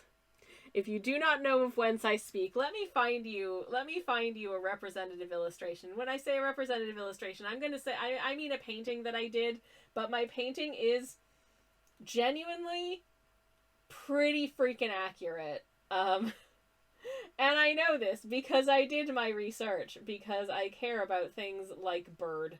But this is also a print in my shop, in case you are so inclined. Which I will just pop into the chat if you would like a link. But yeah, do you see the size of this egg that this kiwi bird is sitting on? This is not far off from the size of an actual kiwi bird's egg. Their eggs are freaking huge compared to their bodies.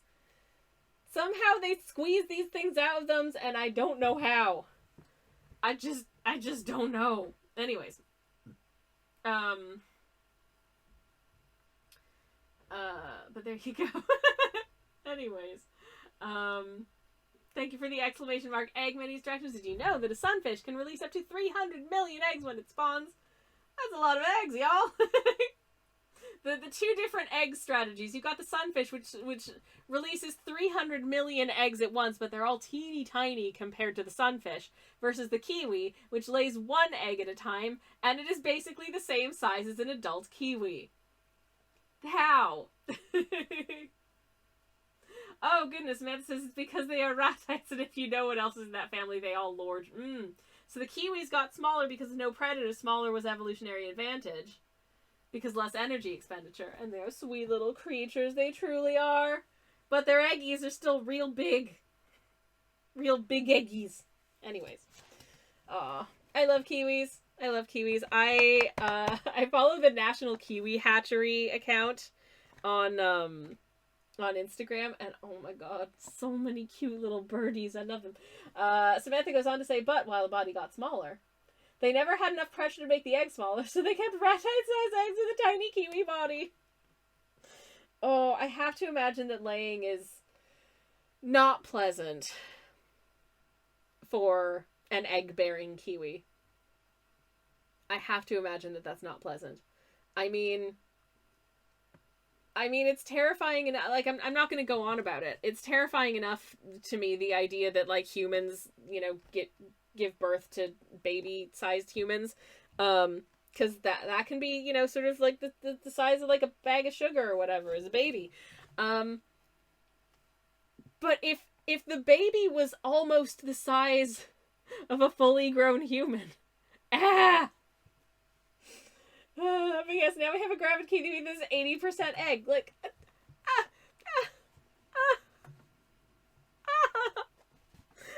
I just want to give them all the love and support, because my god, they are doing the most. I feel like they truly are doing the most. That is a lot for anyone to put their little birdie body through, I'm sure.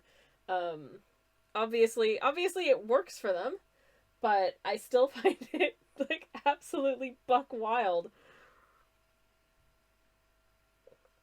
I wish you could see this ghost mug, by the way, but I don't want to, like, tilt it so you can see it on camera, because it's full of liquid, but I can go about this far. Do you see the little boo? You see the little boo? How cute is that? I'm so glad I picked this up. I really am. There was this one item that my supermarket supposedly sold for Halloween. I never saw it in stock, and now all the Halloween stuff is gone. It was a plush of a toad in a wizard hat, and I'm so sad that I wasn't able to get it. Because, I mean, come on, a toad in a wizard hat. It's so on brand. Very upset. Really quite upset that I was not able to get that, but, never mind. Extra little waves over here. Okay, I've put some big waves in. I'm going to kind of add in some little waves as well, in and around them. There's definitely some waves happening kind of behind this, you know.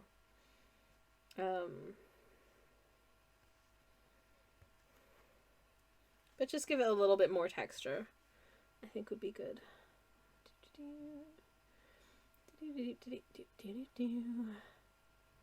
So, little wavy waves. I want to err on the side of not doing too much, but I don't want to do not enough. You know what I mean? It's tough trying to find a balance with things. Samantha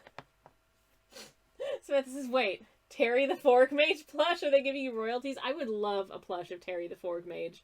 But my goodness, the amount of money you have to lay out in order to get something like that done is lots.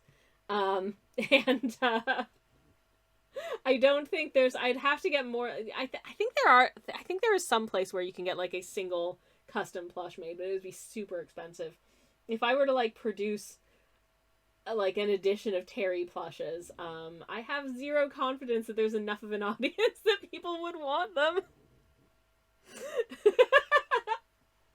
I say this as someone who has an artist friend who recently released a plush.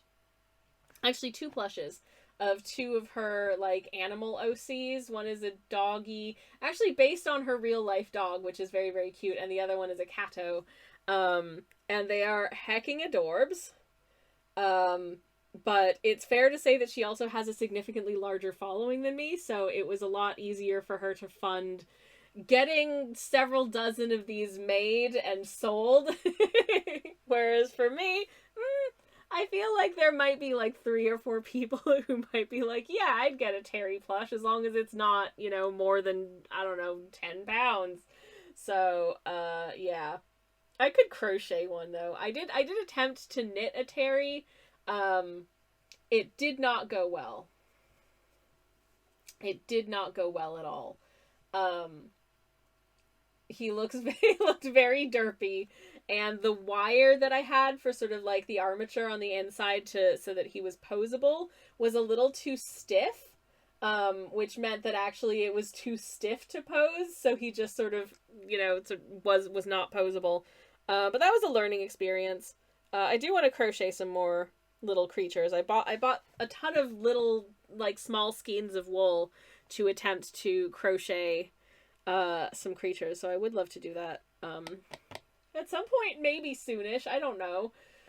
How am I gonna do the texture for the hill? I don't know that either.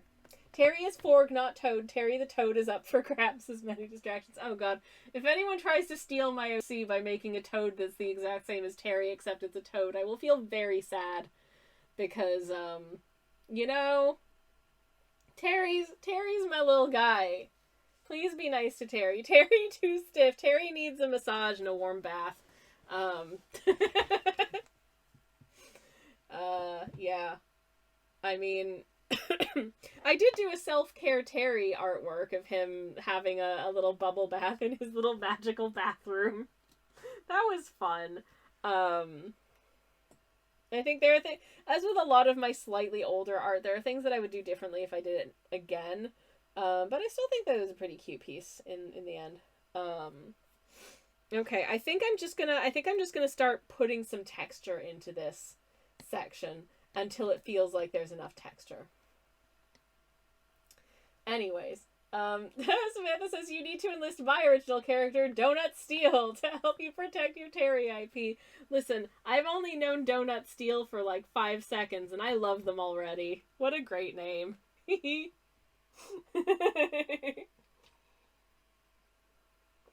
Ah.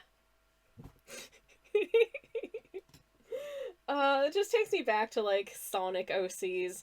I never got into the Sonic fandom, so I did not have a Sonic OC, believe it or not. Do not steal. But please do not steal Terry. He is a free Forg, and he does not want to be stolen by anybody. Am I okay? I don't know anymore. I'm gonna try and texture this, this piece of land. I think I'm actually gonna go this way to texture, and I'm just gonna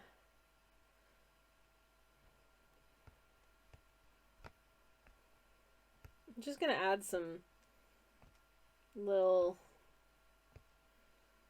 land striations, question mark, and hope that will kind of give it enough visual interest that it looks neat.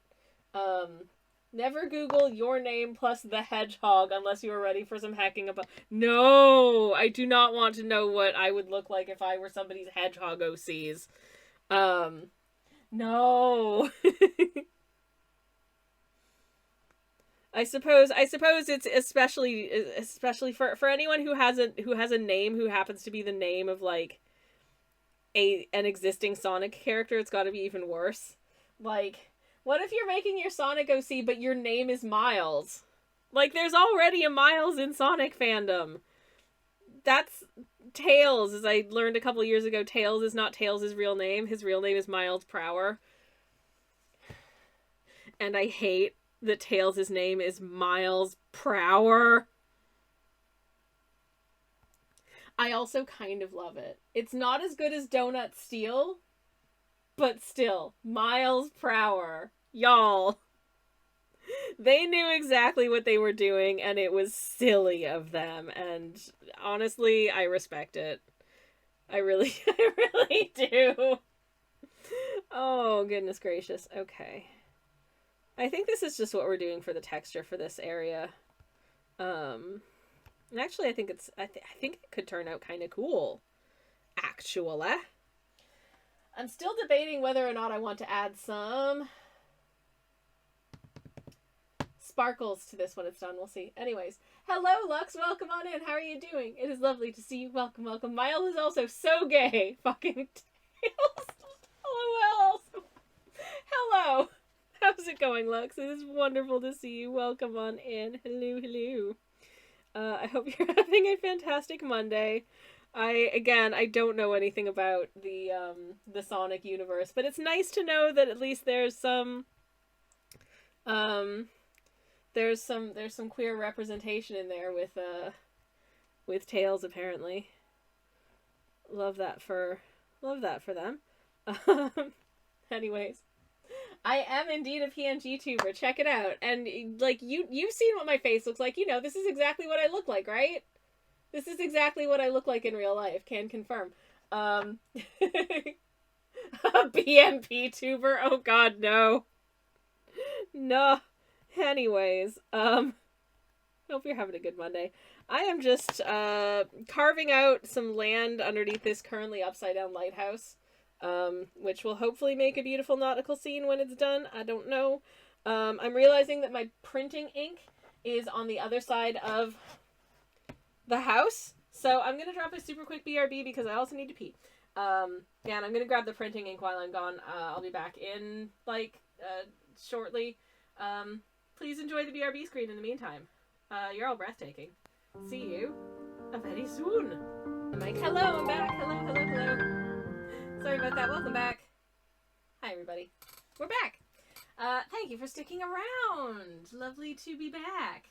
Let me catch up with chat real quick. Guys, it doesn't have a JPEG tuber. I mean, technically, I think this was a JPEG. No, this is a series of JPEGs that I fed into ViadoTube, and it has turned it into this thing that makes it kind of look like I'm talking.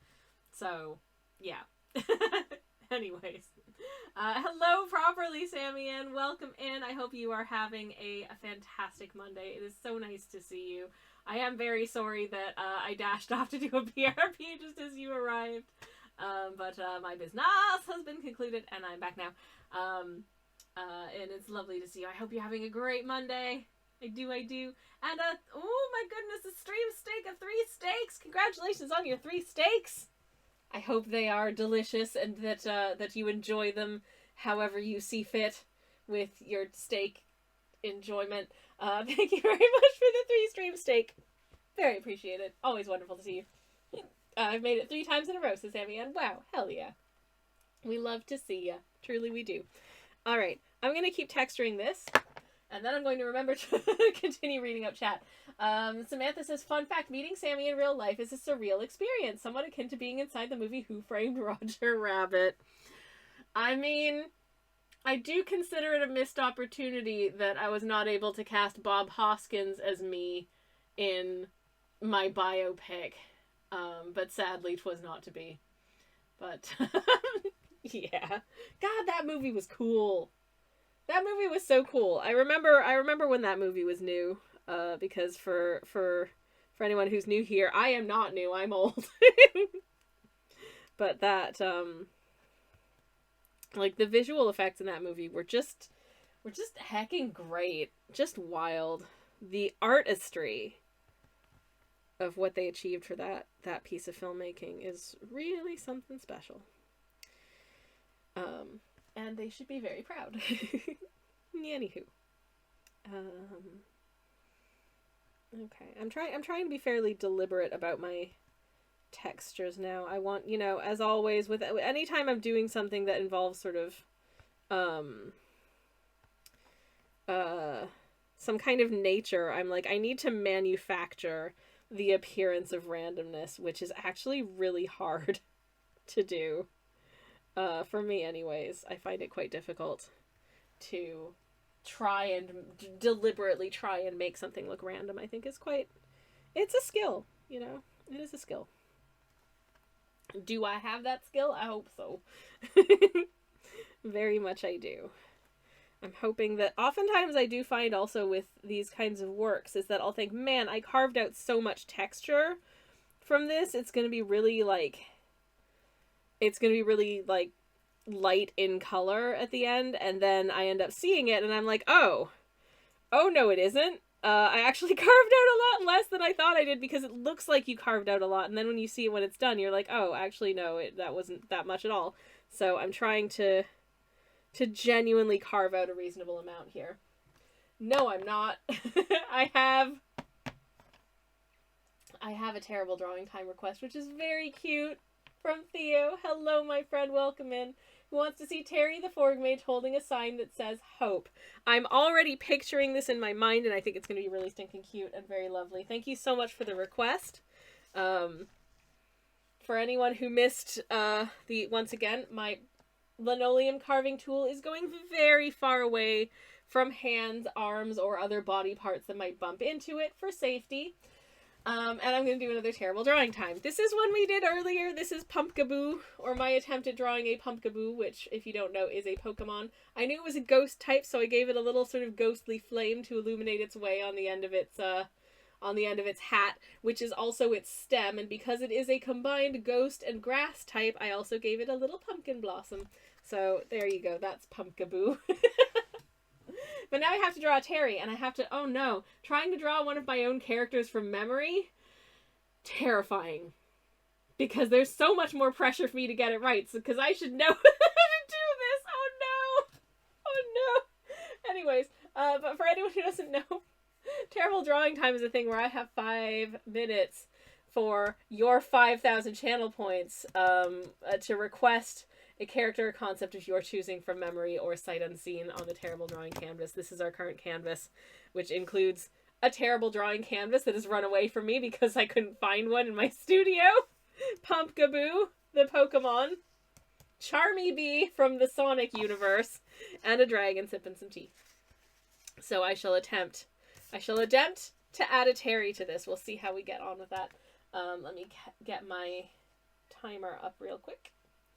And in the meantime, I shall catch up with chat real quick. Samantha says humans are really bad at trying to be random. It's actually possible to mathematically determine within error margins if a data set is truly random or human made. Yeah, I believe it. It is really hard to manufacture randomness. It really is. Genuinely very difficult. I mean, you can just draw whatever, because it's your character, you can just define it as canon. Oh yeah, Terry's a shapeshifter now. He just looks like whatever it is that I drew. No, I wanna try and do a good job. I do. Despite the name of terrible drawing time, I want it to not be too terrible, you know. Dan says, we must away for walkies. Good luck with the art and enjoy the rest of your week until we meet again. Thank you so much for hanging out, Dan. I hope you have wonderful, wonderful walkies to both you and the lovely Milo. Thank you so much. Have a good one, my friend. And let me get a timer. Clock app. 5 minutes on the clock. Starting now. Once again, ignore the thumbprints on my phone. Every time I try and wipe it down, they just come back, damn it. Okay, I'm going to do a Terry over here. Now, if you're not familiar with Terry, what you need to understand is that Terry generally begins with, this is a little Terry drawing tutorial. Terry begins with a kind of a pistachio nut. Terry begins with kind of a pistachio nut, I feel like is a good way to describe Terry. Terry begins with a pistachio nut. I am, what's the word I'm looking for? Dawdling. Because again, I don't want to wreck it. That sometimes my pencil just goes in directions I do not want it to. And it just did that, so let me try that again. Okay. Because that should be here and a little shallower. There we go.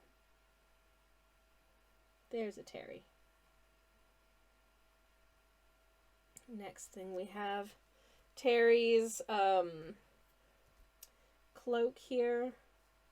She's going to be waving behind him. Like so.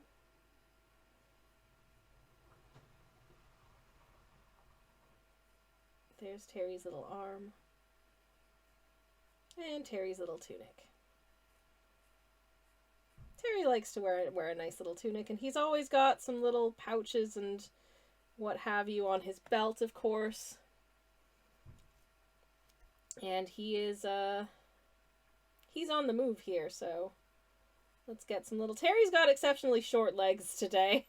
Sorry, Terry. Sometimes his leg length really seems to vary depending on the day, and what he's up to. But here's his leg length today. It's a little bit short. There's Terry's funky little feet.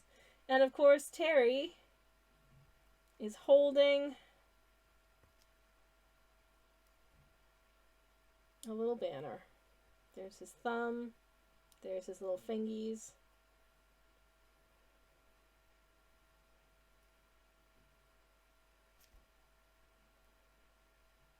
And here's his little banner. Okay, gonna make this nice and tall so it's as visible as possible. And it's gonna be sort of tied on here and here. How much time do I have left on the clock? Oh, I've got plenty. Okay, fantastic. Okay.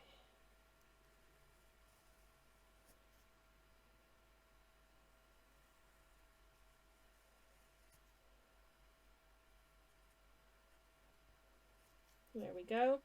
And this banner, in no uncertain terms, says, let me just go back up to make sure that I get the word right. It says hope. Okay, fantastic. Charles says, step 1, pistachio. Step 2, question mark. Step 3, profit. Exactly, you get it. Anyways, there he is. I don't know how much of that was off camera, but to draw Terry, just start with an inverted triangle, add on 2 semicircles for eyes, round out the lines, and then add details. Oh, God. There you go. There's our drawing tutorial.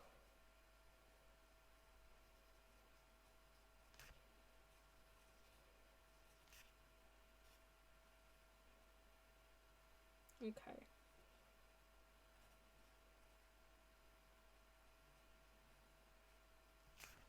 And I just want to put some little like stitch marks here because this is absolutely embroidered in place. This is like, sorry, not embroidered, like appliqued on. So I want to just get some nice visible stitching, which I always think is a nice little detail to have there. And I've got, I don't know how much time I've got left on the clock. I've got 20 seconds left on the clock, so I can shade a little bit in, perchance, because why not? Just get some nice shadings in there. I can't fully color in the whole thing in this time, but I can at least do a little bit of shading. Oh, my moderator / spouse is home. Hurrah! That's exciting news. Okay, timer's done. Hands down. That's terrible drawing time, everybody. The camera has gone well out of focus. And here's okay, I'm gonna go say hi to my moderator / spouse. There's Terry. I'll be back in just a second. Hello, darling.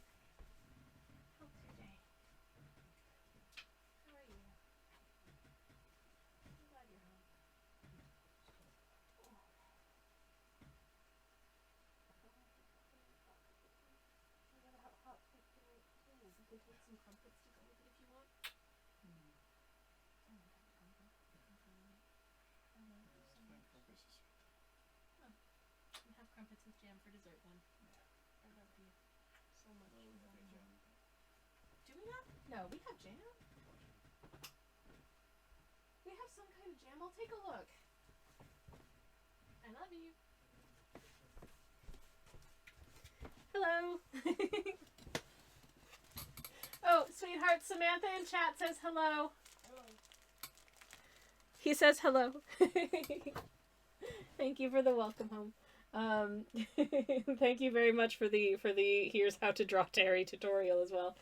Theo says, a banner is so much better than a sign. Thank you so much. Crying a little.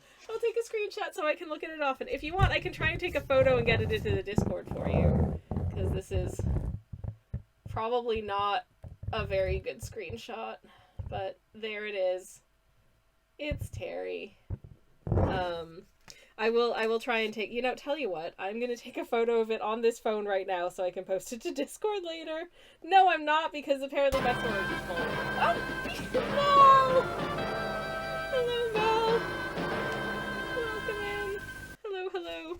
Oh hell yeah, Molemony just subscribed. Thank you for continuing to be an amazing artist who is full of interesting facts that my brain hasn't collected yet. Love the art, love the videos, keep 'em coming. Oh, geez, I'm getting emotional now. Thank you, Mel. That's incredibly sweet. Thank you so much for the sub. Thank you so much for 19 months. Thank you so much for being an amazing friend and an awesome person. And I really appreciate the support. I really do. Thank you so much. I hope you're having a good Monday. It is so good to see you. You deserve lots of goodness and joyful times. And Joe, thank you very much for the lurk. I hope you're having a lovely lurk. Joe, it's lovely to see you as well. And thank you as also for the hydrate, which I shall now do. I shall take a drink out of my ghost mug, which contains some, it's not Ribena, but it is blackcurrant cordial, but it is from Tillman's, I believe. Blackcurrant cordial. And it's delicious. I'm actually going to swap places with my tea because I'm almost out of tea. Staying hydrated today. I tried eggnog flavored matcha for the first time. Tastes mostly like sweet, slightly creamy matcha when it's in oat milk, but it's tasty. Yeah. Oh, Terry's looking great, says Mel. Oh, thank you, Mel. And We Need Hope reminds me of a Shel Silverstein poem. That is, oh my god. Seriously?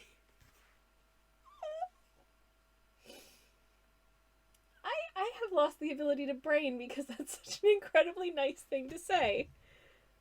Thank you. That's really sweet. Alright. This is our lighthouse. This is our little beacon.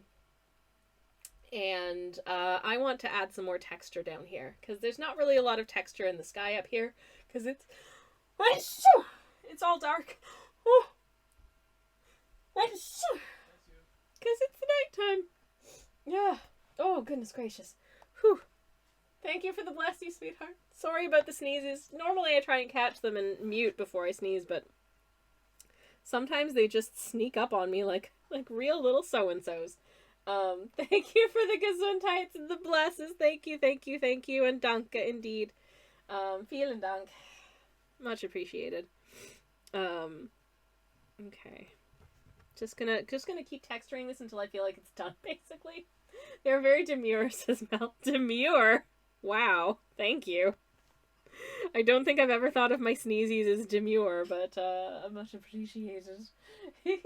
Lighthouse seems like a very Sammy location. Ah, thank you. I've done a few lighthouses in the past, but I've never done a block print of a lighthouse, and I felt like it was about gosh dang time that I correct this. So here I am correcting it. As with all such things, we'll do like a test print and see how it looks, and if it looks not very good, then we'll know that we need to make some changes. Very mindful, very demure, says Samantha, apparently. I don't know, am I a demure individual? I'm honestly not sure. I try my best. But I don't know. I don't know what makes for what's the demurity? I don't know what the word would be for like the a state of being demure. Like demureness, is that a word? I don't know. Anyways, it's not something I've really put that much thought into until that became a meme. Anyways, okay. Trying to be very mindful, in fact, of just making sure that I catch any of these little shavings instead of just letting them fly all over the room, that they actually end up in the rubbish bin. so that I'm not contributing to an untidy workspace. Which, I mean, much of my life is untidy because I have ADHD. But I can at least try not to make a dog's breakfast of the workspace at the very least. And if I can do that, I feel good about it.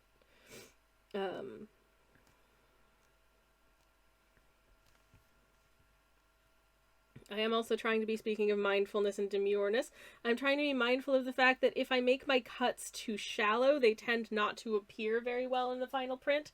Sometimes because of the, like, viscosity of the ink, sometimes you can think, ah, yes, I've made a nice deep impression into the block, and then you end up doing a test print, and some of your texture just doesn't appear because you made the you made them too shallow, and the ink just kind of runs into them. So it's also a case of being aware of that, which is important as well.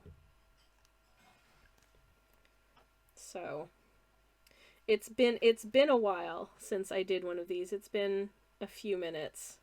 And as such, I am genuinely not sure how this is going to turn out. I'm hopeful it will turn out nice and cute. But I just don't know. I'm hoping that my carvings are deep enough that I'm remembering how this works.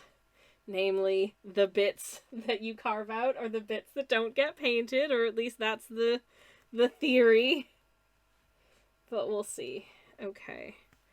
I'm gonna just sort of put this on this side and see if there's any of these carvings that I feel like need a little bit more help. Honestly, okay, I see one here that I think could use a little like that. Maybe you. Actually not that bad. Maybe not that bad. We'll see. I think I've reached a point where I just need to actually run a test and see how it looks.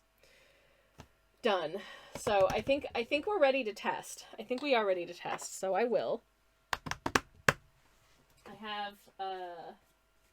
have here some test paper. This is just a smooth mixed media 150 GSM paper. For the printage. This is my print prant, and oh biddle boy, I'm nervous. This is my palette, and I'm going to squeeze some of this look at this. I've barely made a dent. I've done quite a good number of prints, and I barely made a dent in this. Did not realize I was buying 300 milliliters of this stuff when I bought it. Also, oh no, I spilled something on it apparently. Of course I did. Anyways, ignore that. Okay, I'm gonna give this a shake for whatever it's worth, and I don't think it's worth a lot, but just in case. Because I haven't used this in many months, so I don't know if it's likely that at some point, like, there's binders in it that might separate out or what have you. It's so thick, I feel like shaking it up is probably not going to make a difference anyways, but it is an arm workout. Hot damn.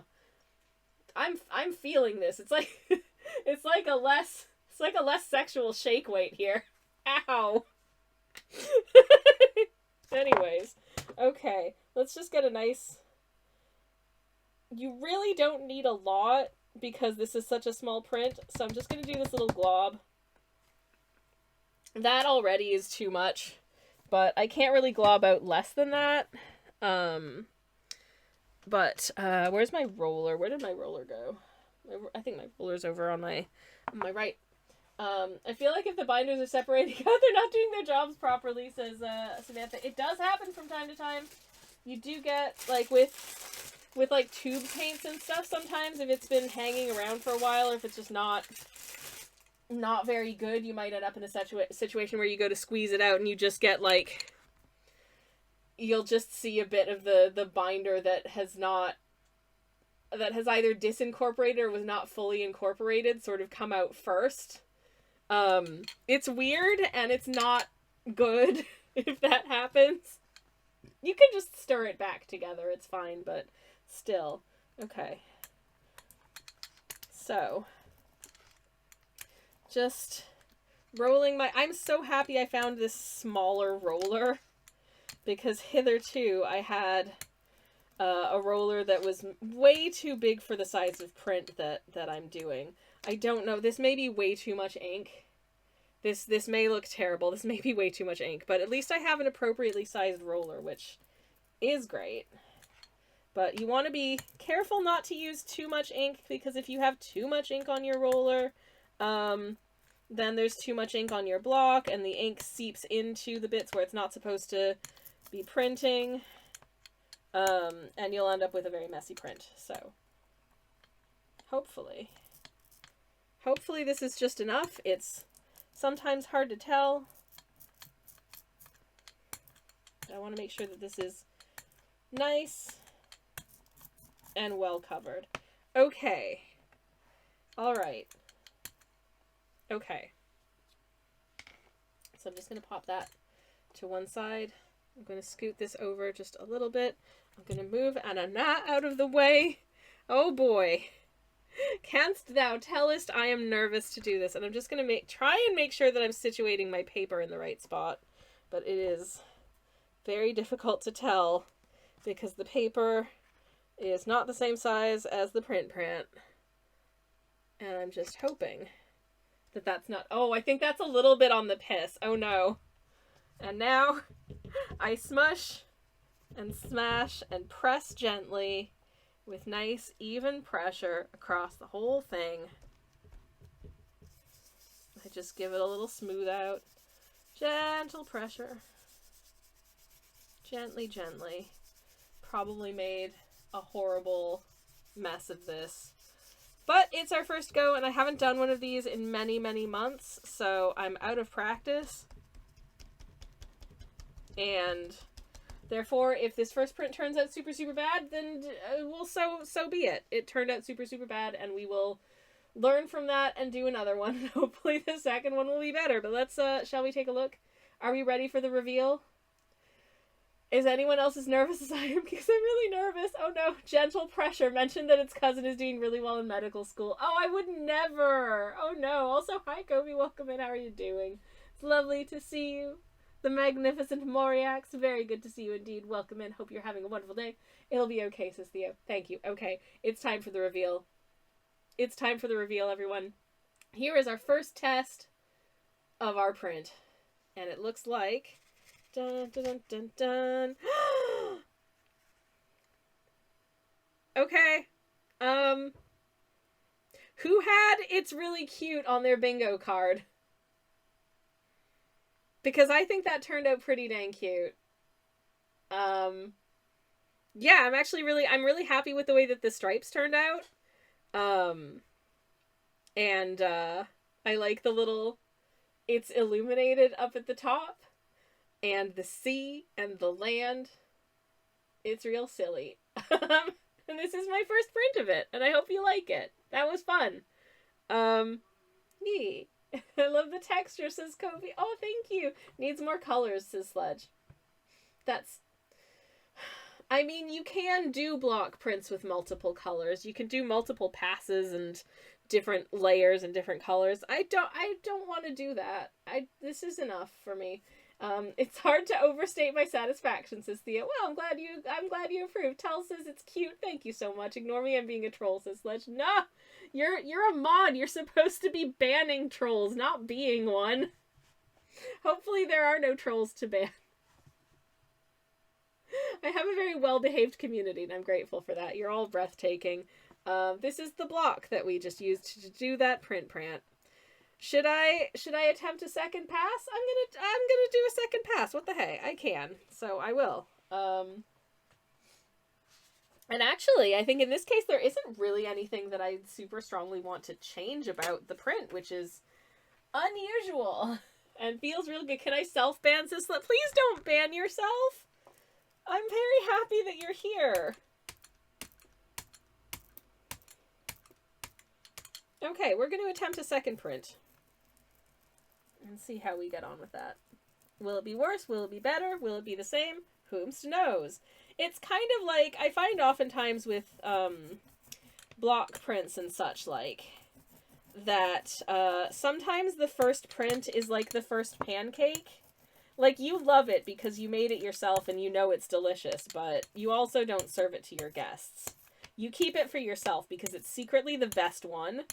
I get so mad when I've seen, like, cooking shows where they're like, the first pancake is always bad, and then they just throw it in the garbage. I'm like, I'm sorry, F you. Somebody would be very happy to eat that pancake. And you're just gonna waste it? Like, nah, don't you do it. That's just wasteful and awful, and I don't approve. All right, print number 2. Can I center it kind of? Or at least not have it too drunk? That doesn't seem too drunk. Okay, good, great. Wait, what? They throw it out, says Samantha. I've seen it on MasterChef. They made the first pancake, and the first pancake isn't, is a little bit aesthetically unpleasing. And they just binned the damn thing. I'm serious. Like, no. The first pancake often comes out a little off if the pan isn't fully up to heat, but that's all. But it isn't inedible. Exactly. It's still edible, and it's probably delicious. Trolls live under bridges, not lighthouses, says Tals. Yes, indeed. Welcome back, Dark. Thank you. That's very kind of you to say. Mel says, Sammy, has it been considered that this would be a great holiday card? Oh my god, that'd be so cute! I don't know what holiday it is, but, that would be really, really cute. Oh man, do I need to get blank cards to print on now? Because all I have is paper. Heck. Shoot.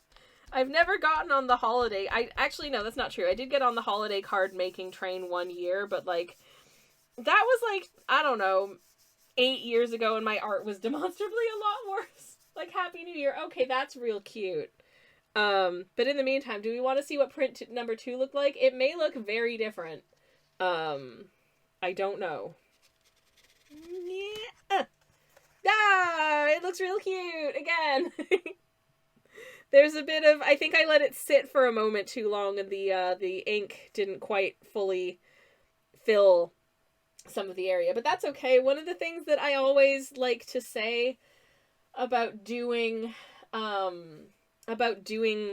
like hand prints like this is that the prints, every single print is going to look a little bit different, and that's not something that detracts from it. That's something that makes it special, and that's something that makes it cool. And like, I could work really hard to make my prints not look like they're printed by hand and not look like they're made from carving out a block, but I don't want to do that because I specifically make these prints with this medium because I want to use this medium in a way that you can tell that this is the medium that I used. Otherwise, why would I not do something that's easier? So yeah. I really like this. I actually think this turned out real cute. It's not usual for me to really like the first pass of a print. Usually there's stuff I want to go back and change, but to be honest, I don't really want to go back and change anything on this. I'm happy with the way that it looks, so happy with that. Anywho, but yes. Now, right, I've got chat to catch up on, so let me catch up on chat while you look at this lighthouse. And in fact, we can, if I sort of place the lighthouse over here, it kind of looks like, oh, maybe it's on the same landmass as me, sort of somewhere behind my PNG tuber. Why not? Why not? It's just, it's part of this landscape now. It's kind of, wait, where's the sort of ocean sea thing? About here? Okay, yeah, there we go. The lighthouse is now an extension of this scene. Yes, the last pancake can often be something you wouldn't serve, says Samantha. Simply because the mixture isn't going to divide evenly into an integer number of pans, so you either get a splat or an extra thick final pancake. Yes, very true. Very, very true indeed. And yet, like, I will eat the wonky pancakes because who cares? Mel says these natural shifts are key to its appeal. Hell yeah, I wholeheartedly agree. I don't know if that's what, like, I don't know, blah, blah, blah, social media, comparing yourself to other people. But this is the kind of thing that I like to produce, and this is the kind of prints that I like to see as well. I love to see all kinds of prints, obviously, but I think things that celebrate the medium that you are using, I think, makes it special. There's absolutely no reason to throw them out. That is pancake crime, says Samantha. Yes, exactly. Just those the shitty looking pancakes are Cook's Perks. Why are you making pancakes if you don't want to eat them, you know? Ooh, that gives you the opportunity to color in the white bits if you wish, says Mel. Ooh, fun.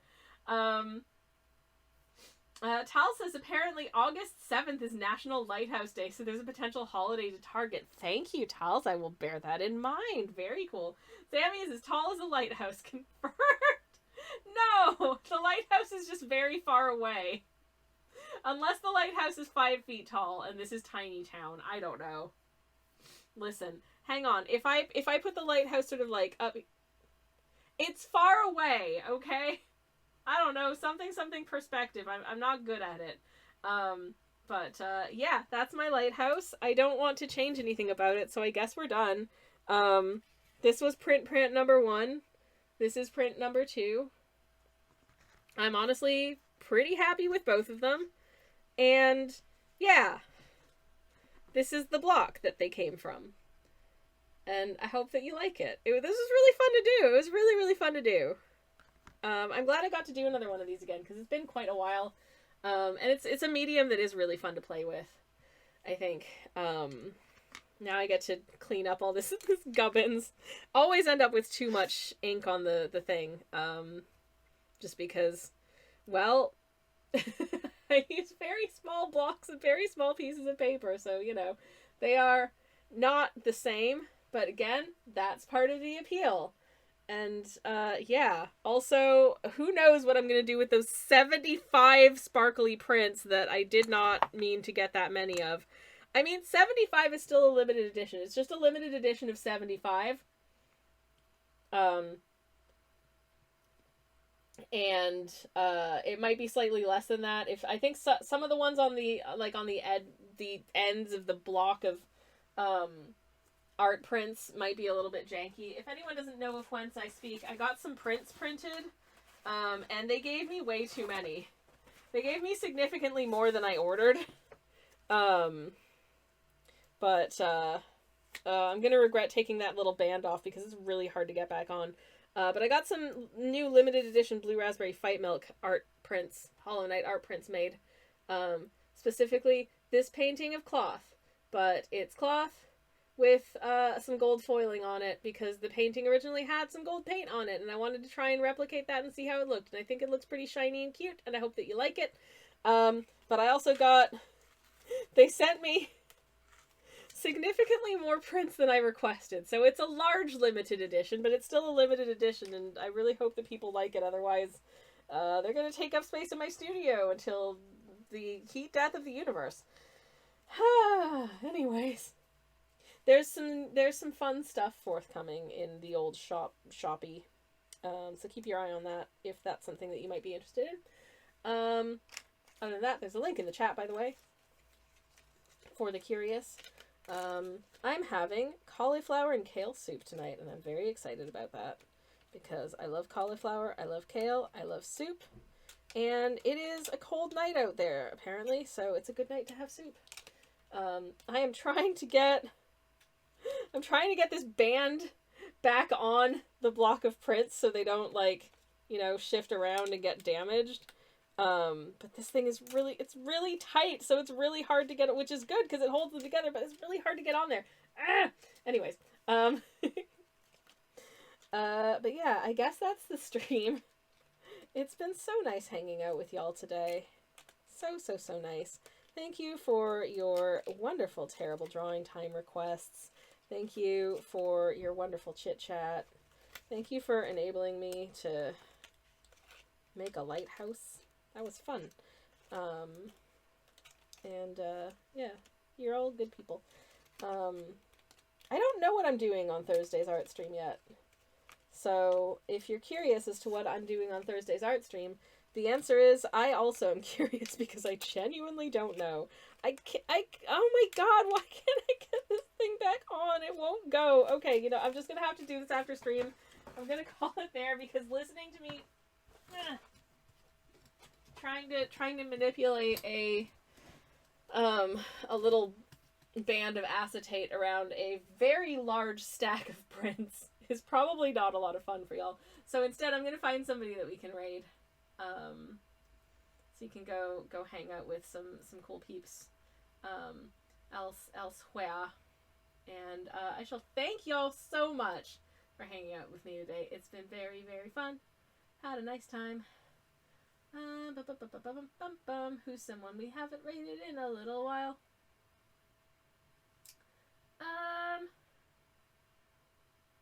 I can't remember the last time that we rated this person, but I'm gonna send you in the direction anyways because they're fun. Assuming they're not just about to end. Let me just double check that they're not just about to end. Actually, oh geez, they might be just about to end. Okay. Right, let me see. Okay. Would you guys like to go see a game stream? Because I got a friend who's doing a game stream and apparently also charity streaming, so that's a generic raid message. Not generic rad message, generic raid message. And let's pop in some little pride crackens because it feels nautically relevant right now. So there is a raid message in chat. And I will start the raid. Doing an escape room simulator, fun stuff, and indeed raising some money. So we love to see it. We love to head over in that direction.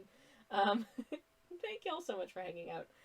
Sorry I'm repeating myself now, but yeah, I'm gonna go have some soup. I hope you have a wonderful evening.